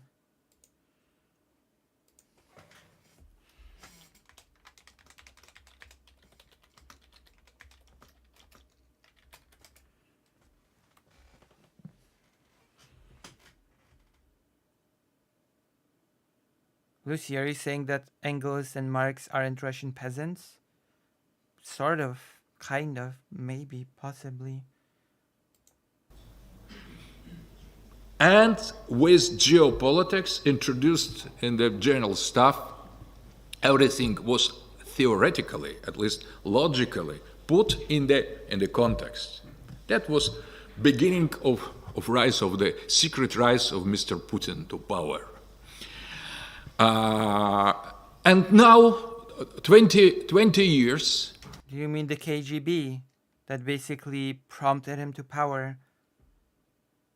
Actually, KGB put forward 3 candidates, and Putin was the one that emerged as the successful one, interestingly enough.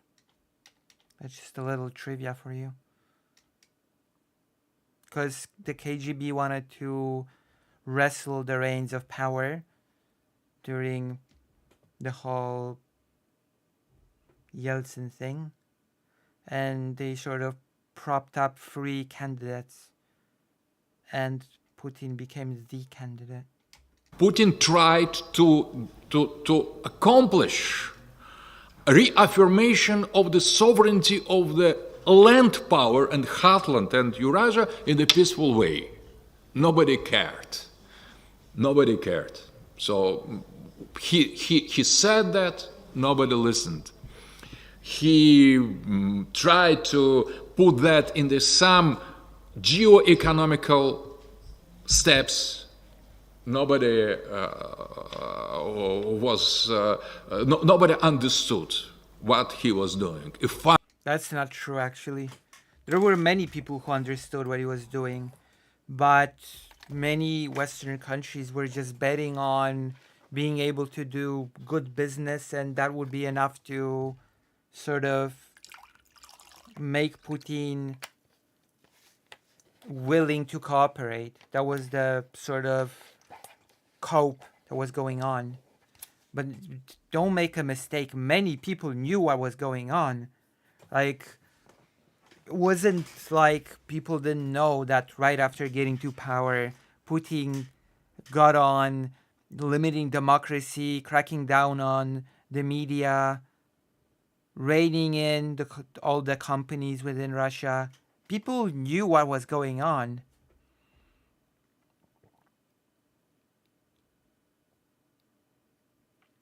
It's just that many countries sort of hoped or coped that if business can be established with Putin, then sort of a road to a better sort of outcomes can be paved through trade relations, etc. That was the hope. It failed, clearly, miserably. Finally. But that was the hope. Finally, there is only one explanation of what is going on in Maidan, in Ukraine, in the post-Soviet space in general. Oh, there we go. We're getting to it now. the sea power took the momentum of the fall of the Soviet Union and tainted Ukraine. and now we are approaching to our president's discourse, but in the context. And there come the sea power took the momentum of the fall of the Soviet Union in order to seize the control over the liberated space. It is not about ideology, race, ethnicity, or religion. I mean, it is very much about ideology, no? You just said that the main difference between sea and land power is ideology. Human rights, enlightenment, technology, things like... You said it. You said it yourself that human rights is an ideology. So in your own words, it is a difference of ideology. It is about ideology.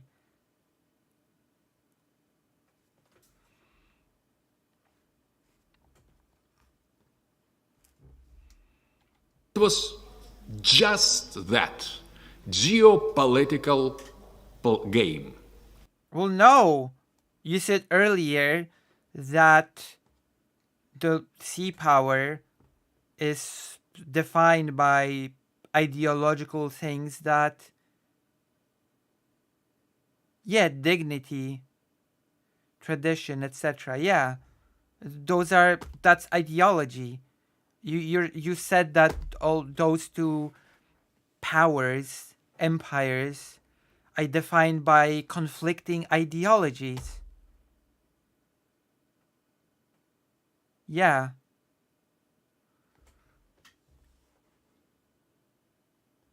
Exactly, he specified values, not geopolitics. That's nonsensical. He just contradicted himself. Right here, right now. It makes no sense. So it's not just a geopolitical game. It's a game of installing certain ideologies, certain values. Which, by the way, another thing that is happening here is that it denies, once again, any sort of agency to the peoples of those liberated spaces, as he called it. It's not that the people of Ukraine can choose to embrace things like human rights, technology, what else did he say? Democracy, etc. No, they're just unwilling pawns that have those things thrusted upon them by the Sea Empire, you see. It's not that people can just choose to be part of a certain ideological sphere, if you will. There's no choice here.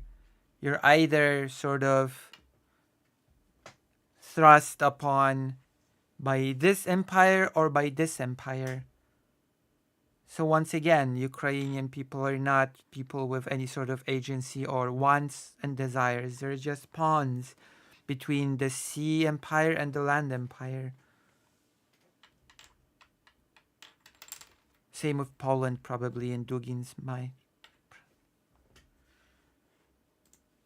Great game renewed once more. And in that situation, Putin, when he came to power, started to reverse the fall of the Soviet Union. Clearly.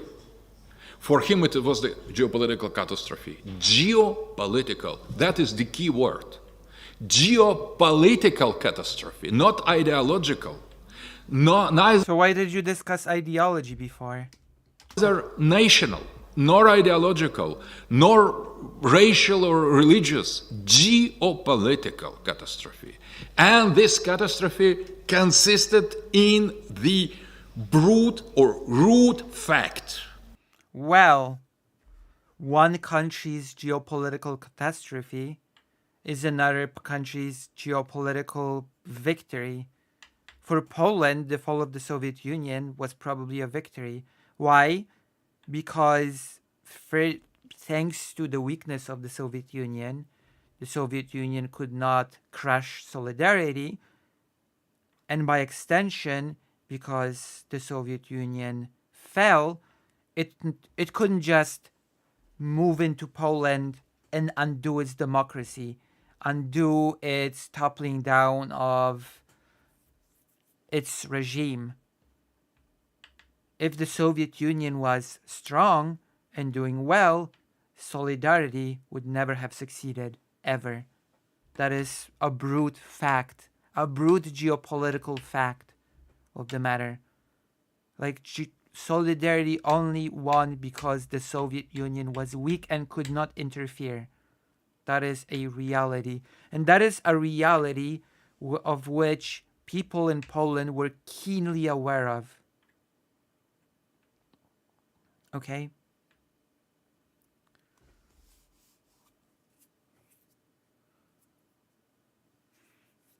That is a reality, definitely.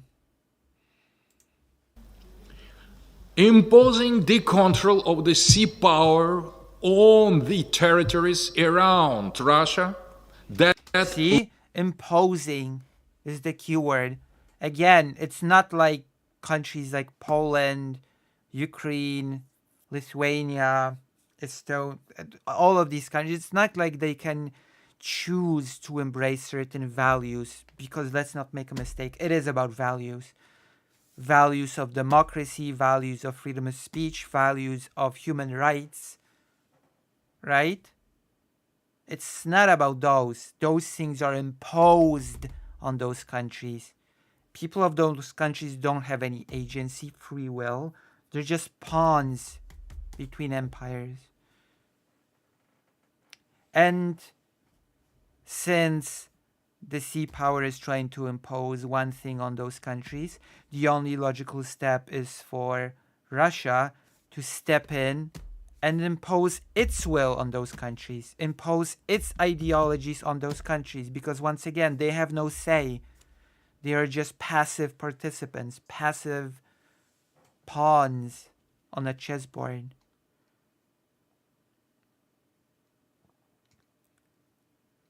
Logically belong to the land power. There is no neutrality in geopolitics.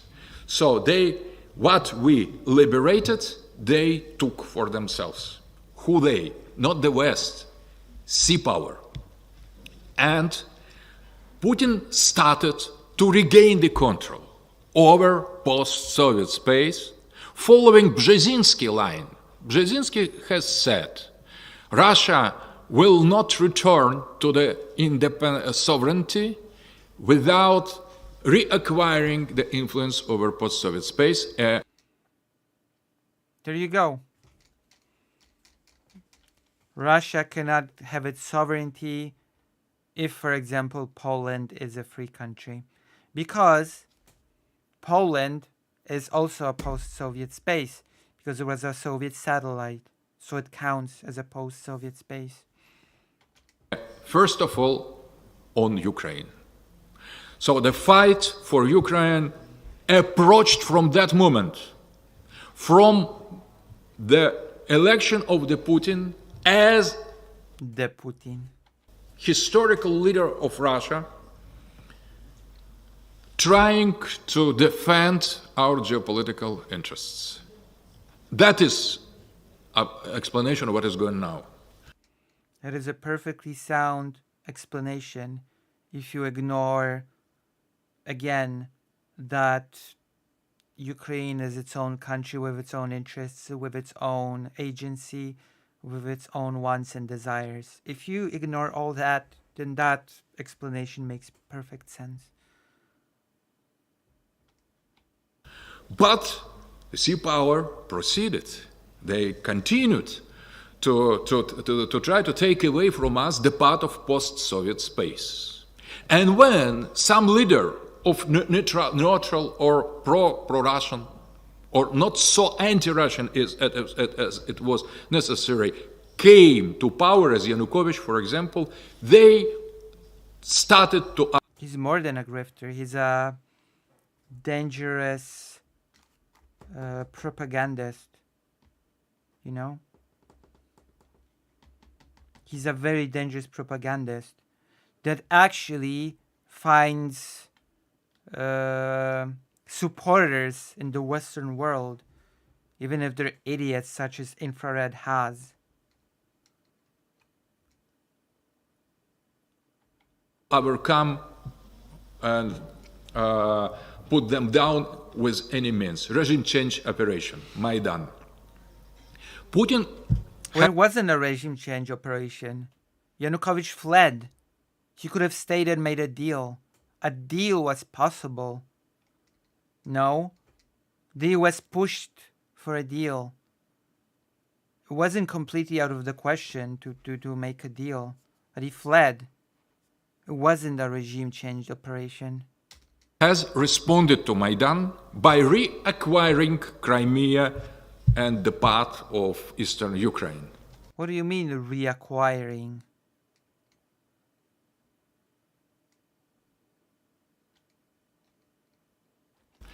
But that was enough. That was just defensive action of Heartland against sea power.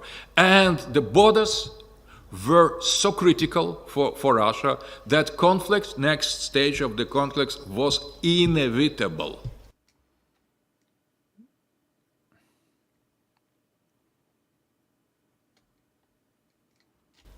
Absolutely by geopolitical logic. Yeah, by geopolitical logic of not accepting Ukraine as an entity. Yeah. Of course. But this geopolitical logic is just stupid. I'm sorry, it's just nonsensical. It just makes absolutely no sense, this geopolitical logic that he's peddling here. Which has actually nothing to do with actual geopolitics, but like you can just strip this whole geopolitical analysis to Russia wants to be empire, Russia deserves to conquer lands. That's it. And lands near it have no say about it. It's just that's it. That's the extent of the geopolitical analysis here. Or countries near Russia need to be fuel for it becoming an empire. That's it. And people in those lands have no say about it because, again, human rights don't matter, because in the ideological sphere of the land empire, human rights is not even a thing. So who cares about Ukrainians, for example? They have no rights. Human rights are not really a consideration, or democracy, or whatever. That's the sea empire that should be defeated. You know, I don't want, maybe you will discuss between yourself or with our other guest, who started that. I don't want to enter in that discussion. Who started? I know you don't, because it's really bad for you, considering that Russia was still part of the Budapest Memorandum, no? So yeah, of course it would be very inconvenient for you to discuss who started it, quote unquote. I try to explain why it started. It was it was. Yeah, it was because Russia wanted to be an empire again. Oh, wonderful. It was put into reality. Why it happened? Why, and not who started it. So, and what happened, and what is happening now? So it is the fight between land power, very hardly damaged with the end of the Soviet Union, and still damaged after the fall of the Soviet Union, all these 30 years, by pressure of the sea power. And there come the moment when... And yes, by the way, all those people that say that the invasion was caused by NATO are, even if unknowingly, operating by this logic. Unironically. Unironically, all the people that are parroting the whole, oh yeah, Russia had to invade Ukraine because of NATO encroachment. That is basically the whole sea empire, land empire logic, unironically. Counterattack began. The direct words of Zbigniew Brzezinski, with whom I met 2005. Lucy, to Dugin, the Budapest Memorandum is that of the logic of sea power. It is not the language of the land power. Well, then why did the land power accept the Budapest Memorandum in the first place? But yes, you're probably right about this. You're probably right about this. Yeah. Yeah. So at the nearest opportunity, they would, of course, break it. Of course. Yeah. That makes sense. In Washington. And that these words were written in... And yes, I will stand by it. All people that operate with this logic of the invasion had to happen because of NATO encroachment. That is very close to this logic. He said that they try to learn, they try to play. Yeah. His book, Grand Chessboard. Without Ukraine, Russia cannot become once more the empire. Which is very interesting because he's getting into it now.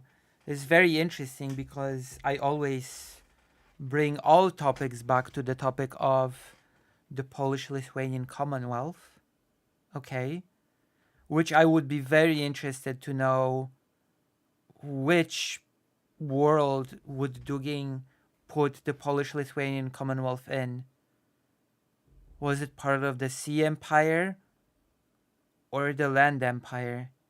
Because the Polish-Lithuanian Commonwealth is a union of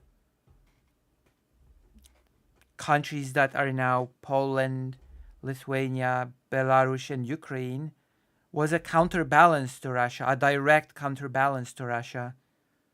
And one of the things that a Ukrainian historian said that took part in a conference that I watched on the Polish-Lithuanian Commonwealth and Ukraine's part in it was that whoever has the support of Ukraine wins, or in the case of the Polish-Lithuanian Commonwealth, whoever has Ruthwania wins. So he's basically parodying it here. Okay, he's parodying here by saying that whoever has Ukraine wins.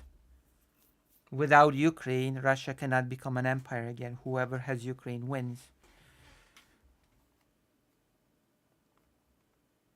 You know?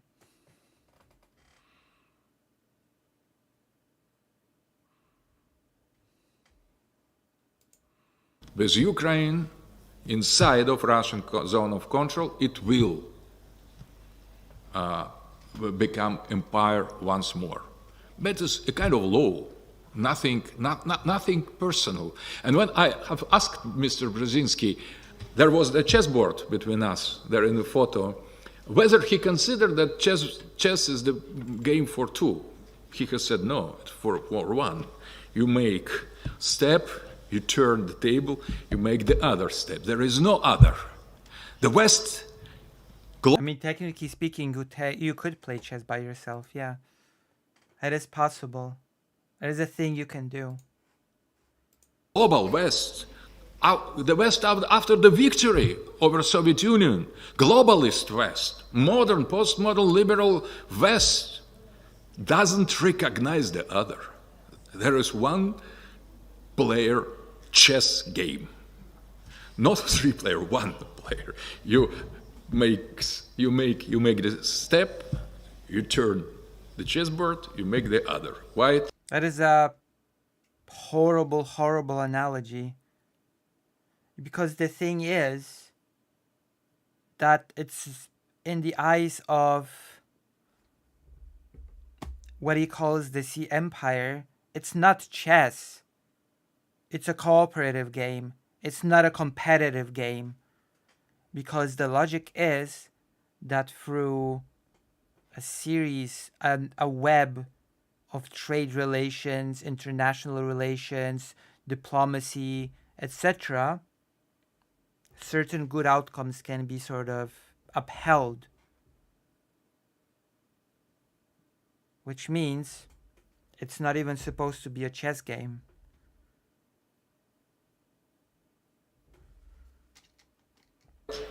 Black. Because the chess game, after this fall of the Soviet Union, was over, sort of, from the position of the anti-communist bloc, quote unquote. Hello, Rebecca West. The chess game was over. It was won.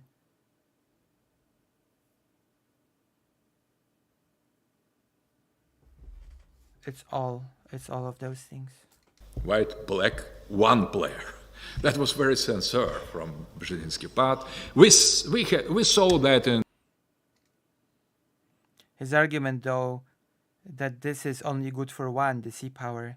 Yeah, and this is where the different languages come in, because from the perspective of the sea power, the belief was that it can be good for everybody. Right?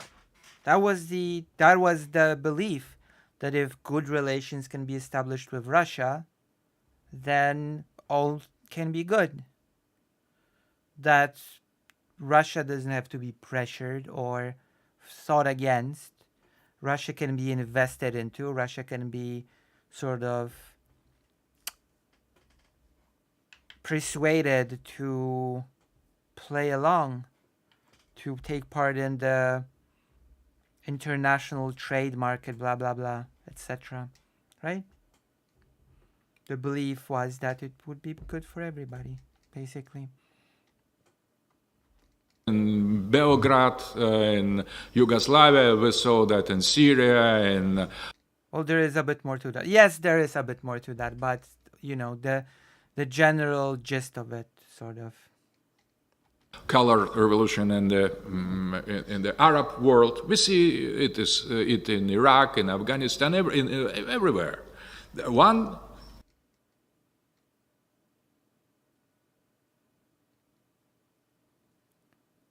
Like, for example, because there is a lot to say about the shock, sort of, the whole shock thing, which was proposed by this whole, what was his name?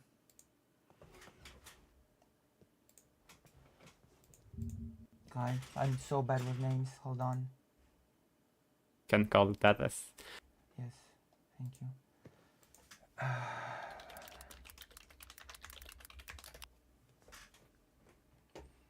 One moment. There was this.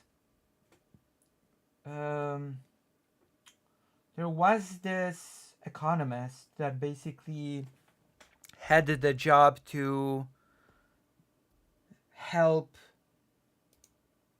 all the post-Soviet countries with their economies.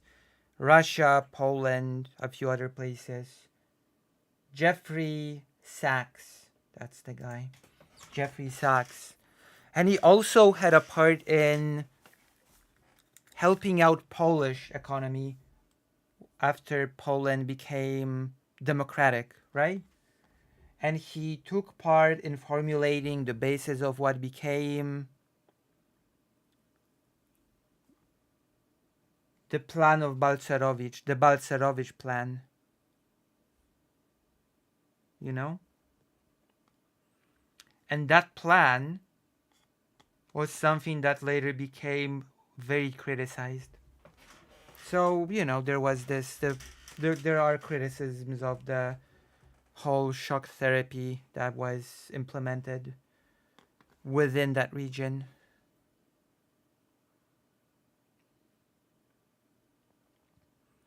You know? There were problems with the shock therapy, to be sure. Player game.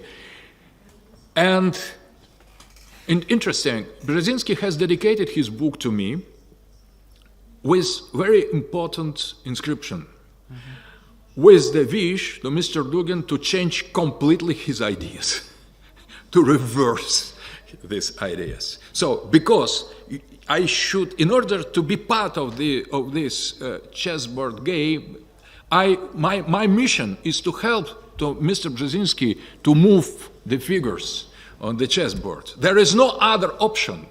No Macron, no nobody, no Trump, no Scholz.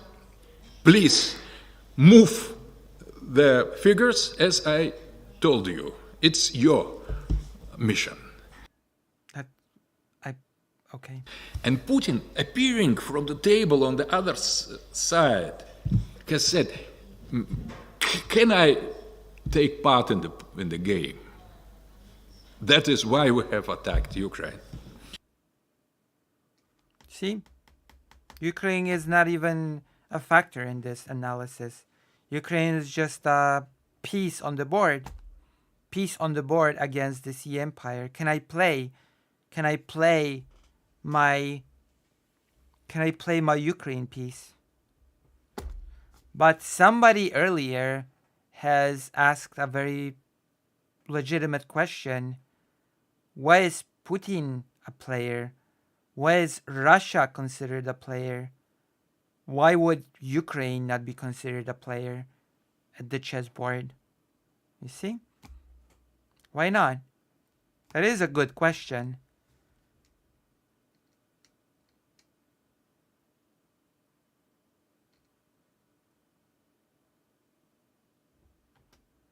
We just reappeared on the global scale as an active player playing against this great game, as the subject, as sovereign player. We try to do that by all other means. So we weren't led to do that. You asked these questions, Karasu. Yes, you asked these questions. I was trying to be mysterious, but yes, you asked these questions. Damn. So clout hungry. You're so hungry for my enormous clout. Because I'm valuable. In the global, that to affirm multipolarity or sovereignty is prohibited not only for us, but for American president. When Trump tried to do something without this control, he was blamed and replaced brutally and demonized and put outside of the rules. Wait, I'm sorry, what? Blamed this president when or sovereignty is prohibited not only. No, that is interesting. Oh, wow. Only for us, but for American president. When Trump tried to do something without this, without this control, he was blamed and replaced brutally. Poor Trump was blamed and replaced. And demonized and demonized.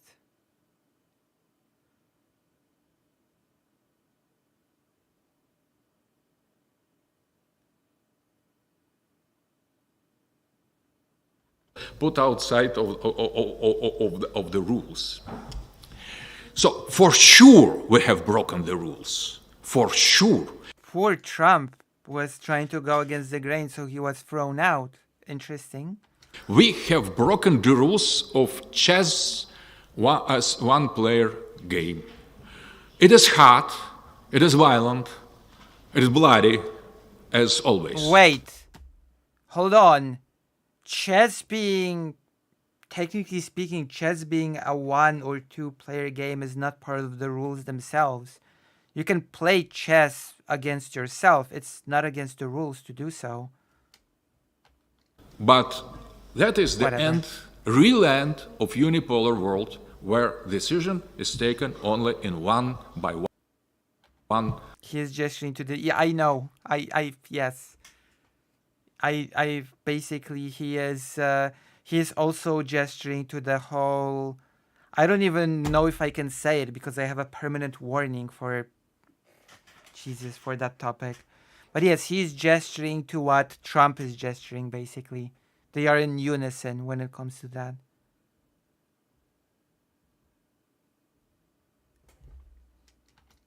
Existing center. There is appearance of the second center. And at the same time, there is a appearance, manifestation of the third center. Immediately, that is China. That has its own position, its own Ukraine in Taiwan, and its own sovereignty already. Actually, if you want to speak of Ukraine, of China, that would be Vietnam more than...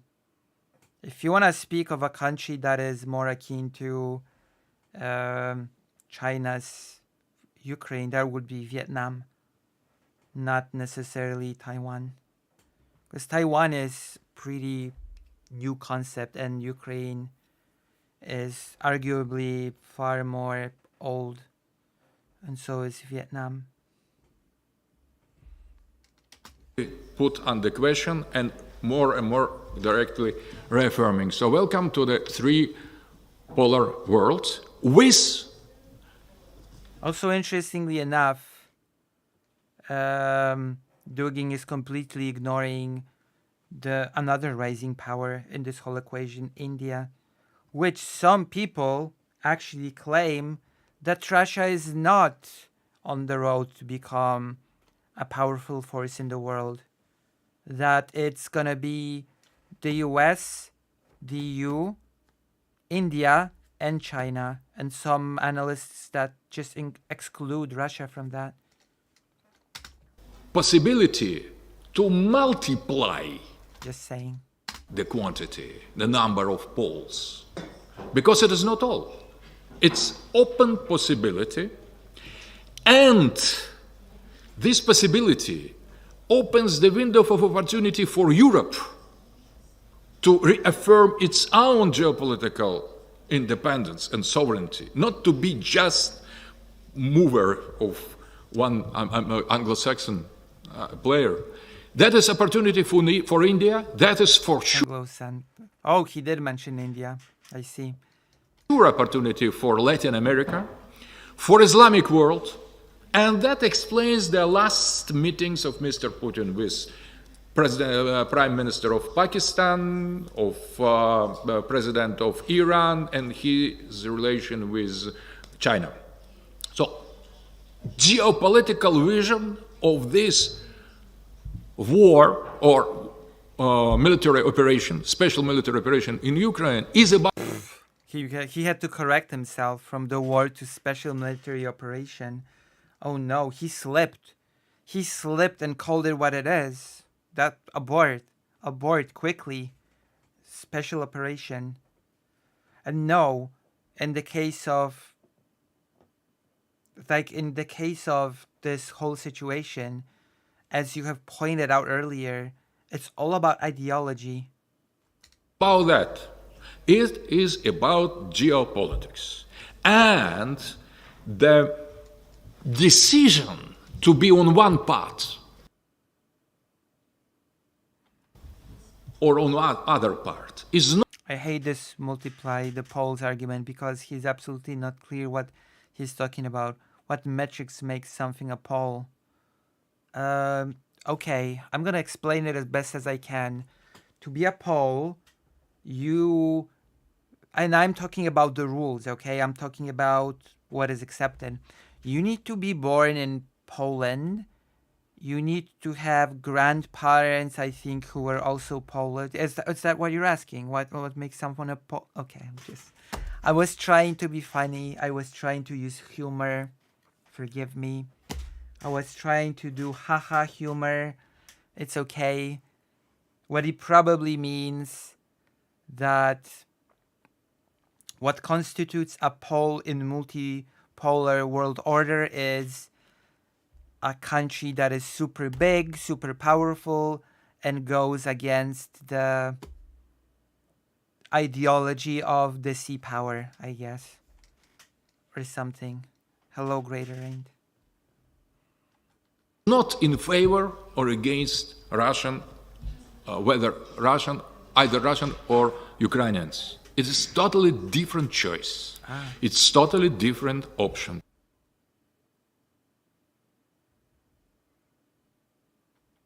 Or whether you are with unipolarity, organizing and still present here, or you side with emerging multipolarity, not necessarily Russian. It is not about bipolarity. Russia is too small now, too weak to afford bipolarity. We just defend our right to be one of the civilizations. This is stupid. I'm sorry. Russia's defending its power. Russia's defending basically its right to fight against, again, democracy, human rights. What else? Technology? Question mark? So it does go back to ideology. Because as much as he raves about geopolitics, at the end of the day, he wants Russia to be a pole in the multipolar world order, is because he rejects the ideology of the Sea Empire, which are the things that I just listed. One of the poles, accepting from the very beginning the existence of other sphere of influence, other poles, other civilizations. The number of accepted big players is not limited. It is up to humanity to define what humanity wants. So basically what he means here by what humanity wants is what ideologies humanity wants to follow. So again, it's not about geopolitics purely. It's about ideology. It's what ideological framework should be pushed upon the peoples living within the sphere of a given pole. You see? Or polarity. That is what is being said here. That the world is being divided into spheres of influence, and those spheres of influence should be allowed to impose whatever ideologies they seem fit. That is why he wants Russia to be separate from the Sea Empire, because he rejects those ideologies that I've listed: democracy, human rights, etc. Right? He restricts them from choosing whether... Yeah, because they're just part of the Russian polarity. They're just part of Russian sphere of influence. They have those beliefs imposed, dignity, tradition, and whatever else he listed. But then again, I ask how you can have dignity without human rights, but I guess that I'm just too naive. I just don't understand the language of the land empire. Yeah, he sees Ukraine as just a part of the sphere of influence of Russia and a fuel. He also sees Ukraine as fuel that powers sort of Russia, empowers Russia as an empire. And hence, Russia has the right to impose ideologies on Ukraine because it does not have its own will. It does not have its own agency. It does not have its own wishes, desires. Choosing the side now. So yes, in this way, he is actually excluding Ukrainians from this humanity because they're just pawns on a board. With the West. Also, mam się bardzo dobrze, Greater End. Whether with the West, either with the West or with Russia, it is the choice between unipolarity and multipolarity, not with Russia. You could hate us, but if you love yourself, you somehow take some distance in front of the Western univocal indignation of what we have done. So history is like that. Putin is a less ideological motivated person that we could imagine. Is that so? Is that so? So let me recap what that means. That Putin is a lot less ideologically driven person than we might think. Putin rejects the ideologies of the Sea Empire, which are again democracy, human rights, technology, enlightenment, all those other things. And instead, he wants a world of his ideologies, tradition, dignity, whatever that means, family, religion, etc. And therefore, through geopolitics, he needs to take over Ukraine, reestablish Russia as an empire, and push back on those ideologies that the Sea Empire tried to push on Russia, even though it for a time tried to adapt those ideologies itself. It just can't work because it's a totally different language that Russia fundamentally will never be able to adopt. So, having said all that, how exactly is Putin not ideologically motivated by your own little standard? How does that make sense? What motivates him then? He is neither nationalist nor liberal nor communist. He is definitely nationalist, by the way. He definitely feeds into the Russian nationalism. Yes. He is just geopolitician. He is realist, pragmatic. That makes no sense. And what he has done was absolutely inevitable by the rules of geopolitics if we accept that geopolitics... And yes, he sort of... What is he hinting at here? That he is just a pure realist? That he believes that since Russia is self-interested, so it makes perfect sense for it to invade Ukraine because it's in Russia's self-interest as a power, so it has to just eat up Ukraine so it can become bigger power? Is that it? Then why the whole spiel about the sea power and its ideologies? It's just so incoherent. If at the end of the day, your message is, oh, Putin's just a realist. He's just of the realism school. Okay.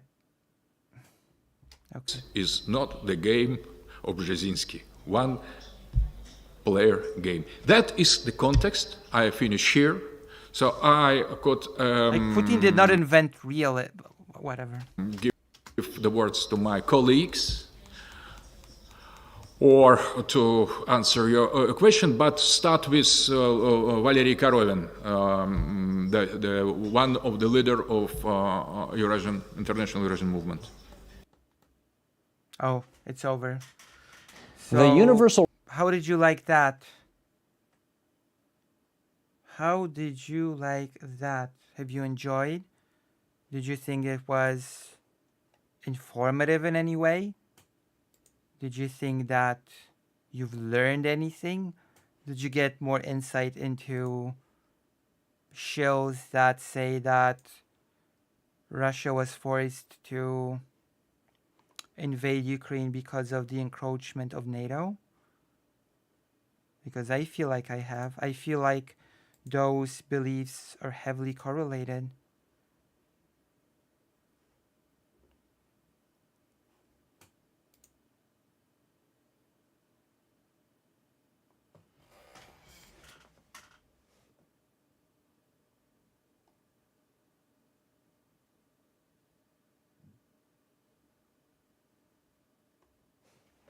What do you think? Oh. Enjoyed? Good?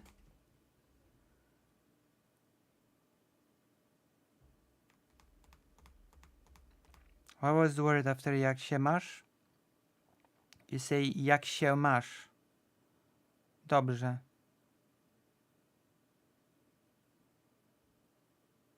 Jak się masz, yeah.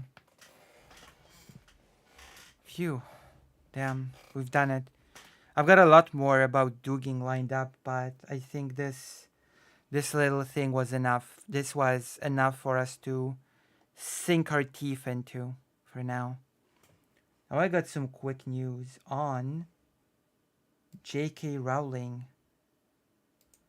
I didn't expect that to happen, but we've got some news. Apparently, she's been punished on X, which is Twitter. Because she's been denying the Holocaust. She's been saying that the Nazis have not been targeting trans people. How long till Musk reverts this? Still a win. J.K. Rowling getting tweets blocked for Holocaust denying.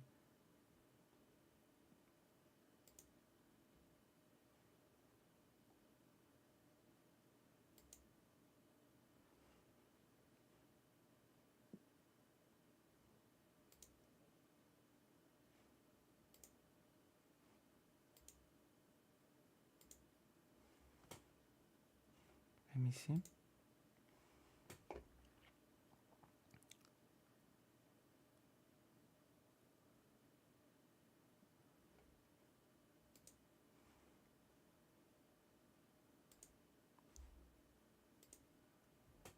Hello. We have received your complaint regarding the account J.K. Rowling for the following content. And that content is basically saying that believing that the Nazis targeted trans people in any way is a fever dream, quote unquote. Report key, blah, blah, blah, blah. In accordance with applicable law, X is now withholding the reported content in the EU, specifically for the following legal grounds: illegal or harmful speech. For more information on how to appeal this decision, please see here for our internal appeals system. I don't think... I'm not even think if it's... I don't even think that Elon Musk will necessarily undo this, considering that this becomes sort of a legal thing. Because the withholding is on legal grounds, right? So it would make no sense for him to undo this. Because he, logically speaking, if he had just undid this, then he would face legal consequences at that point, no? And I am pretty sure he will want to avoid it. Especially since it is just blocked in the EU.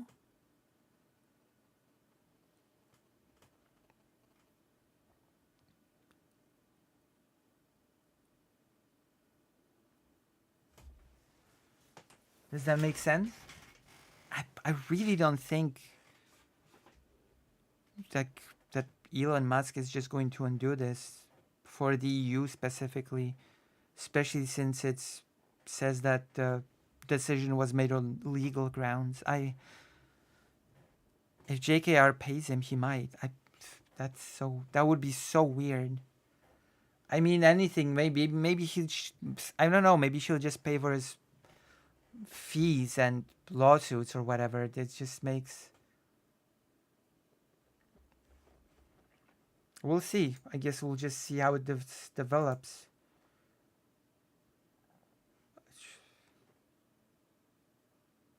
I think so as well. I just don't see a way for him not to comply with the EU laws. Like I just don't see how that would be beneficial to him to do. To just undo this for the sake of fighting wokeness or whatever. When, yeah, he bent his back to Modi or Erdogan. I don't think he'll do it. I think this is just a win. I think we should just take this win.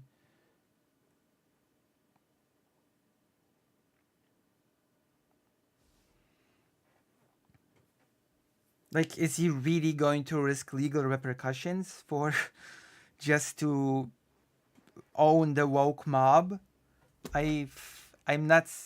I mean, people say that he's stupid, but I just don't think he is that stupid. I would be really, really ridiculous if he did that. Like, he would gain nothing. He stands to gain nothing from doing that, in my opinion. He's keen to break his free speech absolutism when the question is about Erdogan and Modi. But I'm pretty sure that even a free speech absolutist will add the caveat of you should be able to say anything unless you break the law. And the reason that is given here is legal grounds. I'm not sure if Elon Musk is a quote-unquote freedom of speech absolutist to the point of him saying, I'm just going to break any law as long as I can say whatever I'm not sure that is his modus operandi, to be honest.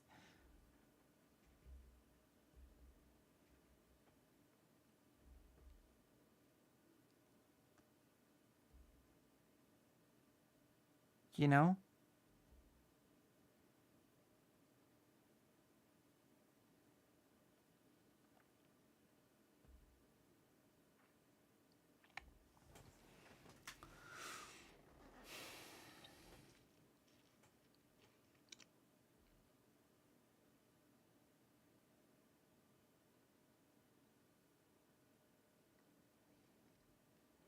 Yeah, I think it might stay as well.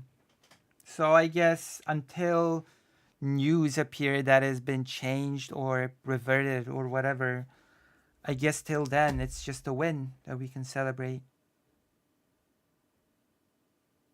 Rowling will be able to see her messages on the turf island. I just think it will stay as well, to be quite honest.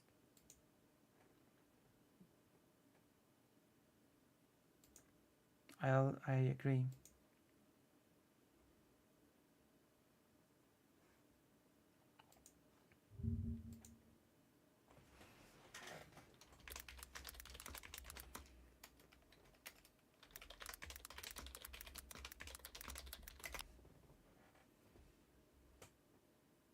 By the way,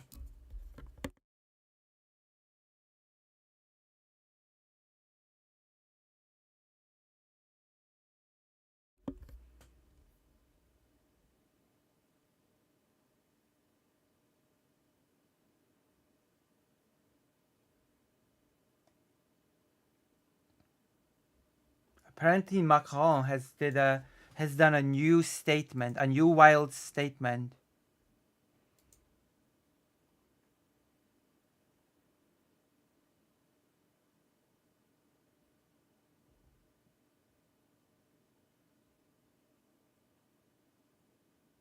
The Press United, Politico.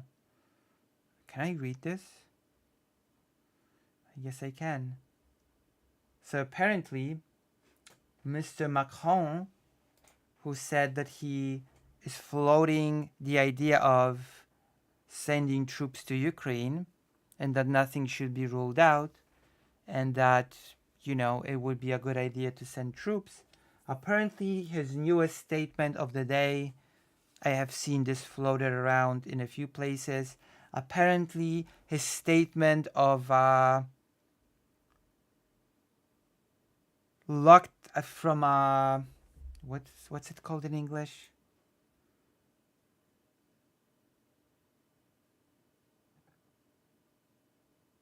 Apparently, he had a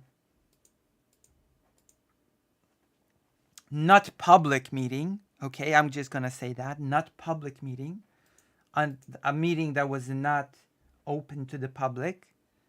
During it, he apparently said that Ukraine could fall soon. That is his statement on the matter. The newest statement of Macron, although not made officially to the public apparently. The French president reportedly voiced the sentiment at an Élysée Palace dinner. French President Emmanuel Macron believes Ukraine might be defeated on the battlefield in short order. The French edition of Political reported on Wednesday. The outlet's playbook section spoke with several members of the president's party who had attended a working dinner at the Élysée Palace the evening before. While most of the discussion centered on the upcoming European Parliament elections, the Ukraine conflict also came up. Ukraine could fall very quickly, one of the outlet's sources quoted Macron as saying.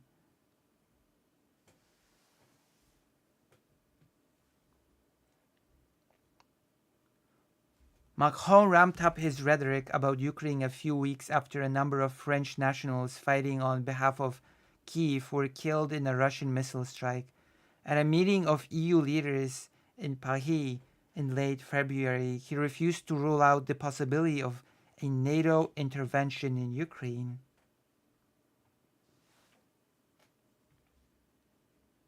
Oh, I said nationalists. I have to read this again. I read it incorrectly. Macron ramped up his rhetoric about Ukraine a few weeks after a number of French nationals fighting on behalf of Kyiv were killed in a Russian missile strike. At a meeting of EU leaders in Paris in late February, he refused to rule out the possibility of a NATO intervention in Ukraine.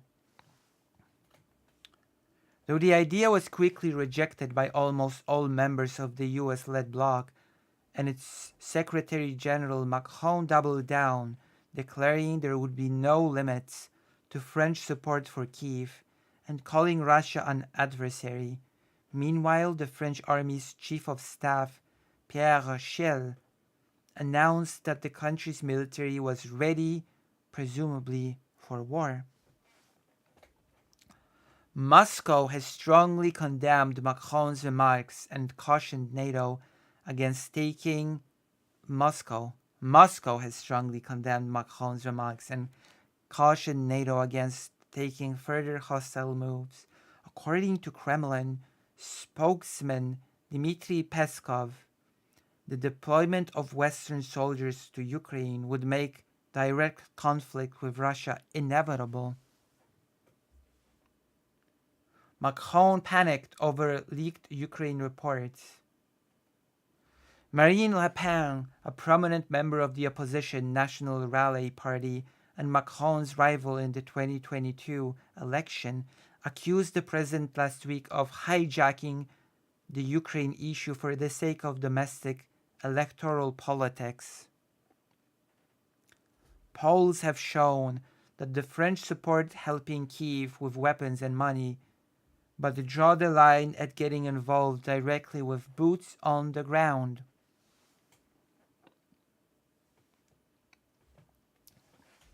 Concerns that Kyiv might be losing the war appear to be based on several French military assessments leaked earlier this month to the outlet Marianne.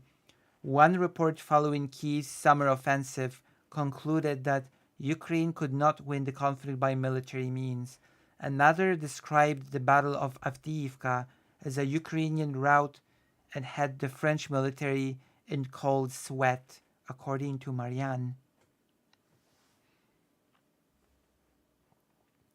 A few days later, the Daily Le Monde claimed that Macron's talk of possibly sending troops dated all the way back to June 2023, when the Ukrainian counteroffensive was just starting.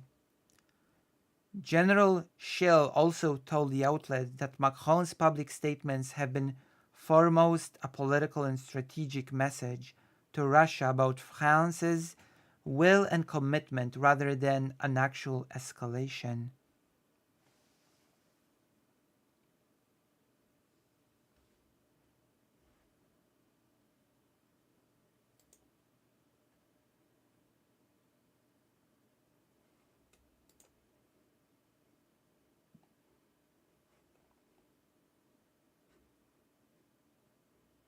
So yeah, there you have it. Officially, Macron speaks of sending troops. Apparently, behind closed doors, he says that Ukraine might soon fall. Although some claim that this is also part of Macron's grand plan, and that in reality, what Macron is saying, hello, Aunt. In reality, what Macron is saying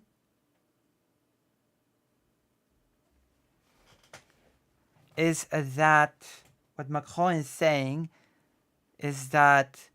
since Ukraine might lose soon, because apparently, according to some, it was well known that this message would be intercepted. He is trying to say to all of its allies that we must not let Ukraine fall. Apparently, that is part of his 4D chess, that Ukraine may soon fall, and therefore we must really get our act together and support it in order not to allow it to fall. That is basically what is being said. That is basically the thing that many people say is happening, okay? That it wasn't just Macron saying, oh yeah, whatever, Ukraine is just losing. It was more of a message of trying to shake allies into action.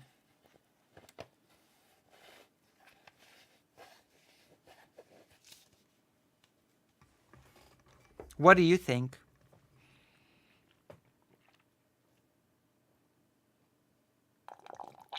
What do you think Macron meant with his messaging? What do you think he meant? Did he just say, as a matter of fact, that he believes Ukraine will soon fall? Was it a strategy to make allies more committed? What is your opinion on the matter? Is it the same as mine?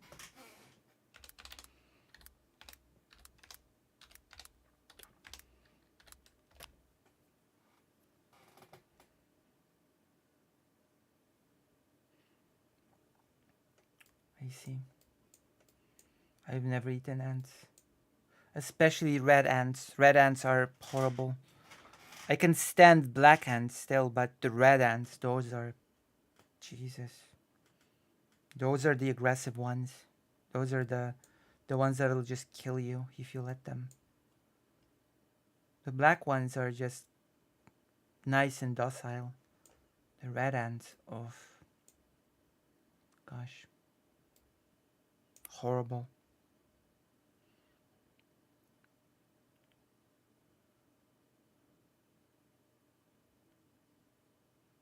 Macron has been doing a little bit of trolling lately. I mean, yeah.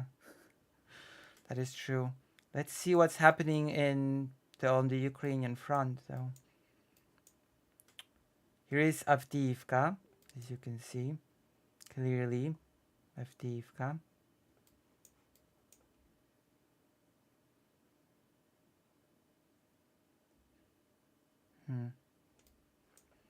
Damn. I mean, you gotta say that Russia has moved quite a lot from Avdiivka, right? It feels like yesterday when they just captured this, and now they're all the way here.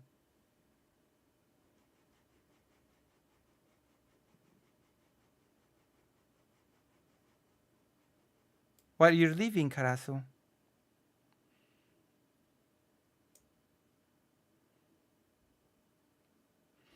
Munich beer, man. The European Union is only great if we stand up for the now weak countries that want to join us, or there will be no future for the EU. As a person that I once knew said, and he actually didn't say it about the current conflicts. He said it about COVID, but it applies here very well. The current situation will be a test on whether or not the individual European Union countries can put aside their own selfish interests and work together as a unit in order to solve this situation. If not, well, you know, it is a test, the result of which will define the future of the European Union. And I think this paraphrased quote fits quite neatly into the current situation when in regards to war in Ukraine. Ah, I see.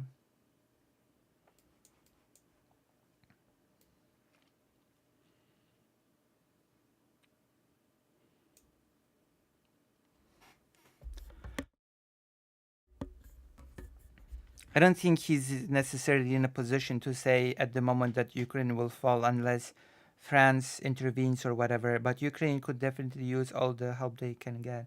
Keep in mind, this wasn't an official statement by Macron, apparently. He said it behind closed doors during a dinner.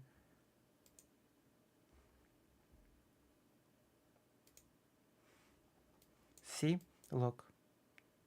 Apparently you didn't see. So you have Avdiivka here. My question is more so whether France Macron will do anything material. That is a great question because talk is cheap. As I always say, talk is cheap. You can talk about sending troops all day long, but unless you actually do anything, it's meaningless. It's just a bunch of empty hot air, empty words. Look, Avdiivka is here, who was captured, and now the Russians have moved all the way here. It's very weird to think about, isn't it? So I gotta say that Russia has, at least here, gained quite a lot of ground from Avdiivka.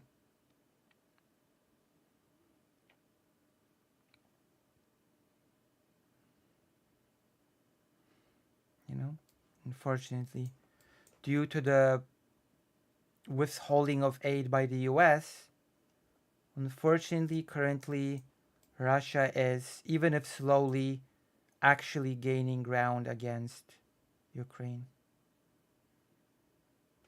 Unfortunate. Unfortunate, but real.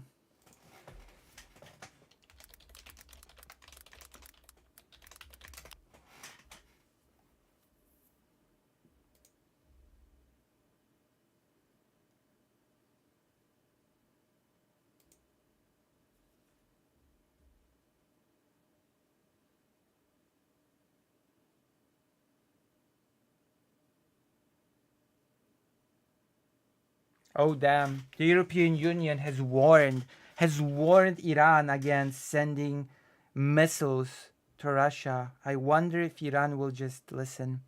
I wonder if Iran will get scared and listen.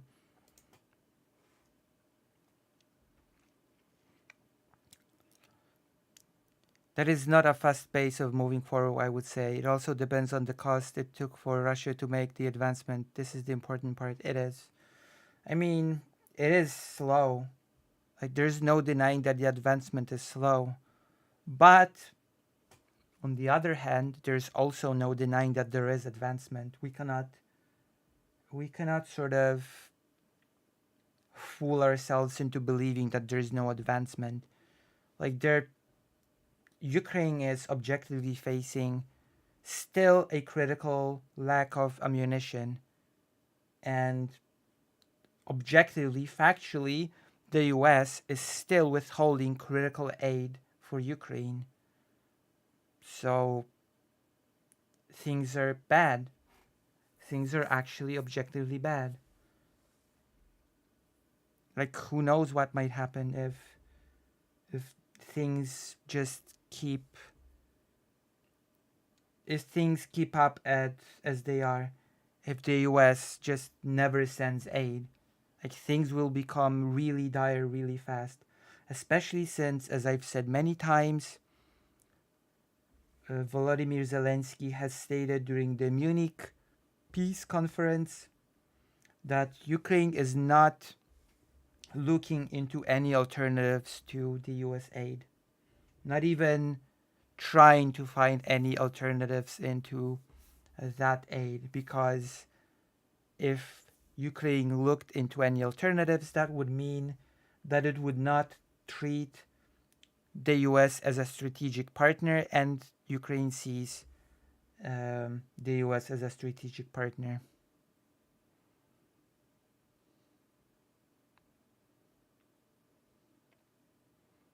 So it all depends. It all depends if European Union and the US can fulfill its obligations as allies.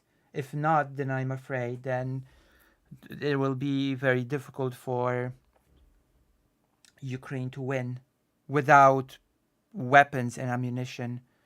It is difficult to win a war when you have nothing to defend yourself with.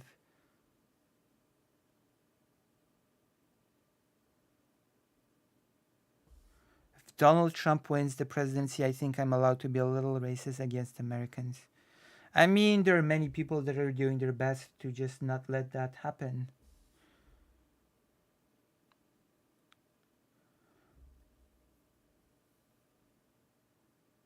Last I read it was 60 billion aid package. Yes, the $60 billion aid package for Ukraine.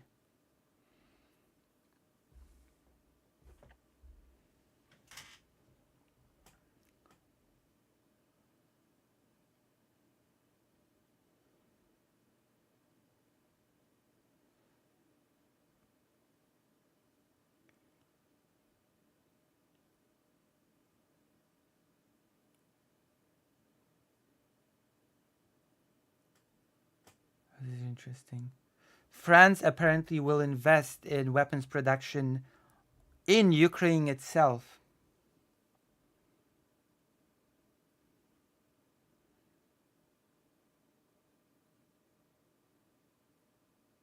That is very interesting. So it's very interesting because Ukraine is going to also be integrated into some European Union programs when it comes to investments into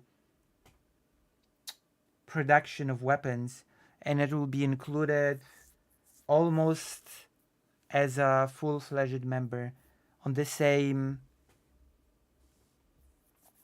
sort of with the same privileges, almost as a full-fledged member of the EU.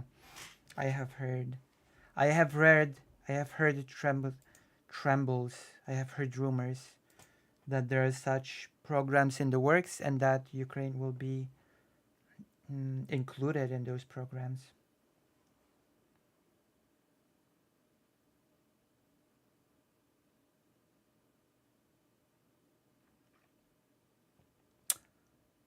Okay, it seems like Ukraine might erase its blacklist of the sponsors of war, the blacklist of companies that continued cooperating with Russia.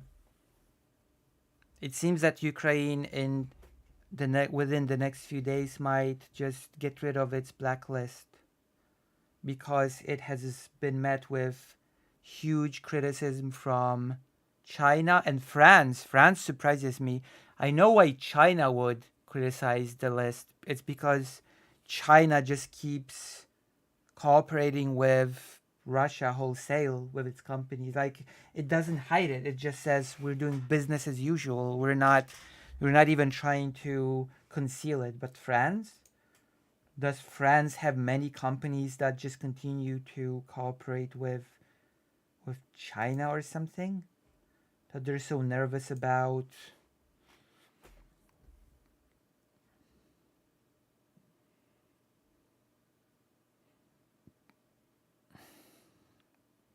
That is true, Vontex.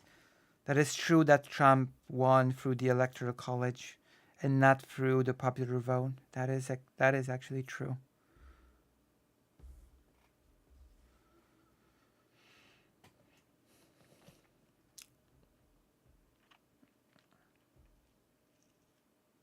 Uh-oh. 2 submarines on the Black Sea now.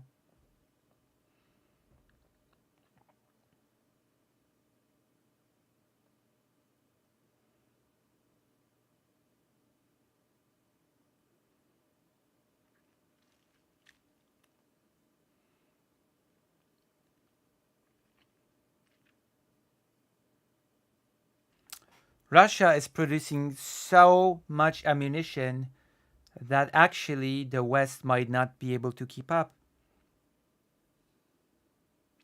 The production of shells and ammunition in general has increased last year almost 2.5 times, and the artillery components 22 times, said the Minister of Defense of Russia. And he said that Russia is gearing itself up faster than the West is able to give things to Ukraine, which is only partially true. Yes, Russia is okay, it is true, but for all the wrong reasons, okay? One of the reasons why that is because, again, the US is blocking the aid entirely right now, which you have to admit is a huge problem. And the other problem is that even though the EU has a bigger economic potential than Russia, it doesn't have the manufacturing potential, which baffles me. But it could, technically speaking, if it just got its act together, buy as many shells, ammunition, etc. from third-party sources and send it to Ukraine. It could do it very easily while developing manufacturing. But unfortunately, the European Union is an org, is a union made up of 27 countries with its own interests, with its own wants, with its own agencies, and getting anything done is not a simple matter. There's a lot of bureaucracy involved. There's a lot of many different things involved. So it all takes time, of course. And when it comes to places like Iran, when it comes to places like North Korea, no such things are a problem. Because that is the nature of dictatorships. You go from decision to action really swiftly. We want missiles. Give us missiles. North Korea. Okay, we give you missiles. Boom. It goes. And the European Union is, oh, we must put forward a plan of buying these shells from a third-party source. Okay, we need this and this amount of money. Okay, which countries agree to join this plan? Okay, maybe some of the countries possibly need the approval of their parliaments. Okay, etc., etc. You know, it's just a much more, it's just a lot slower process. It just needs a lot more time to sort of go through.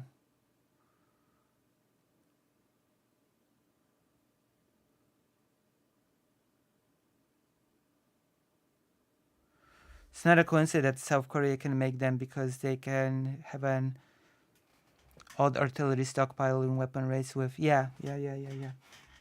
So they can, so Europe could be buying shells from South Korea, for example, just to name a place where South Korea could be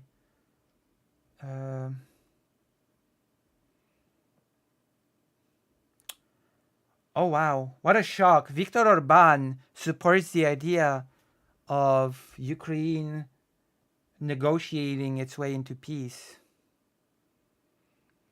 The Prime Minister of Hungary, Viktor Orban, has sent congratulations to Vladimir Putin on his victory in the presidential race, on his re-election. Wait, he's a prime minister now, isn't he? No, president. Jesus. So yes, the re-election of Vladimir Putin has been congratulated by Viktor Orban. Orban has expressed his belief that dialogue should be kept and that dialogue is the most important of conditions for peace in Ukraine. So there we have it. You should just negotiate. That is the key to success.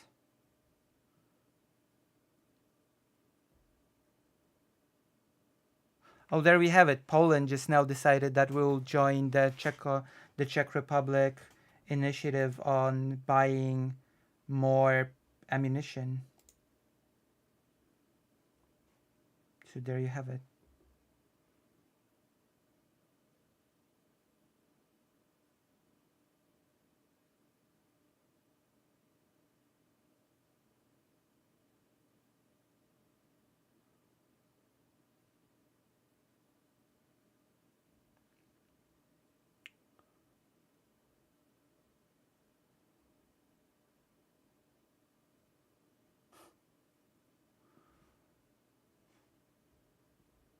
So there we have it. Thank you all, I guess.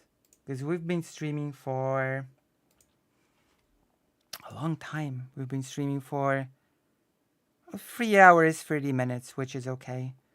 So I guess I'll be finishing for now since I actually mainly was prepared today to do a debate, which never materialized because our best friend has never appeared to debate me.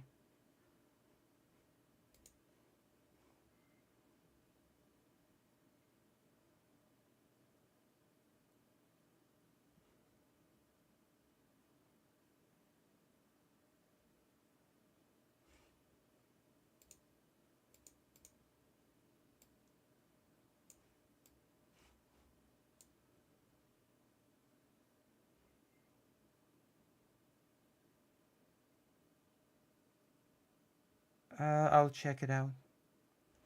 I have to check it out.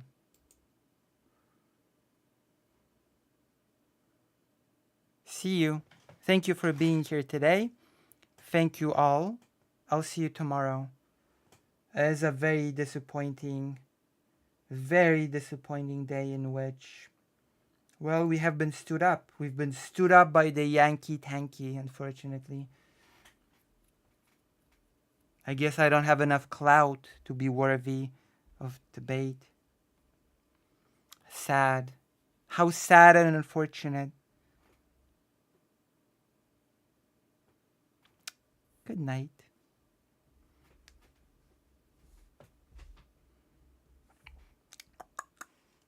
Good night.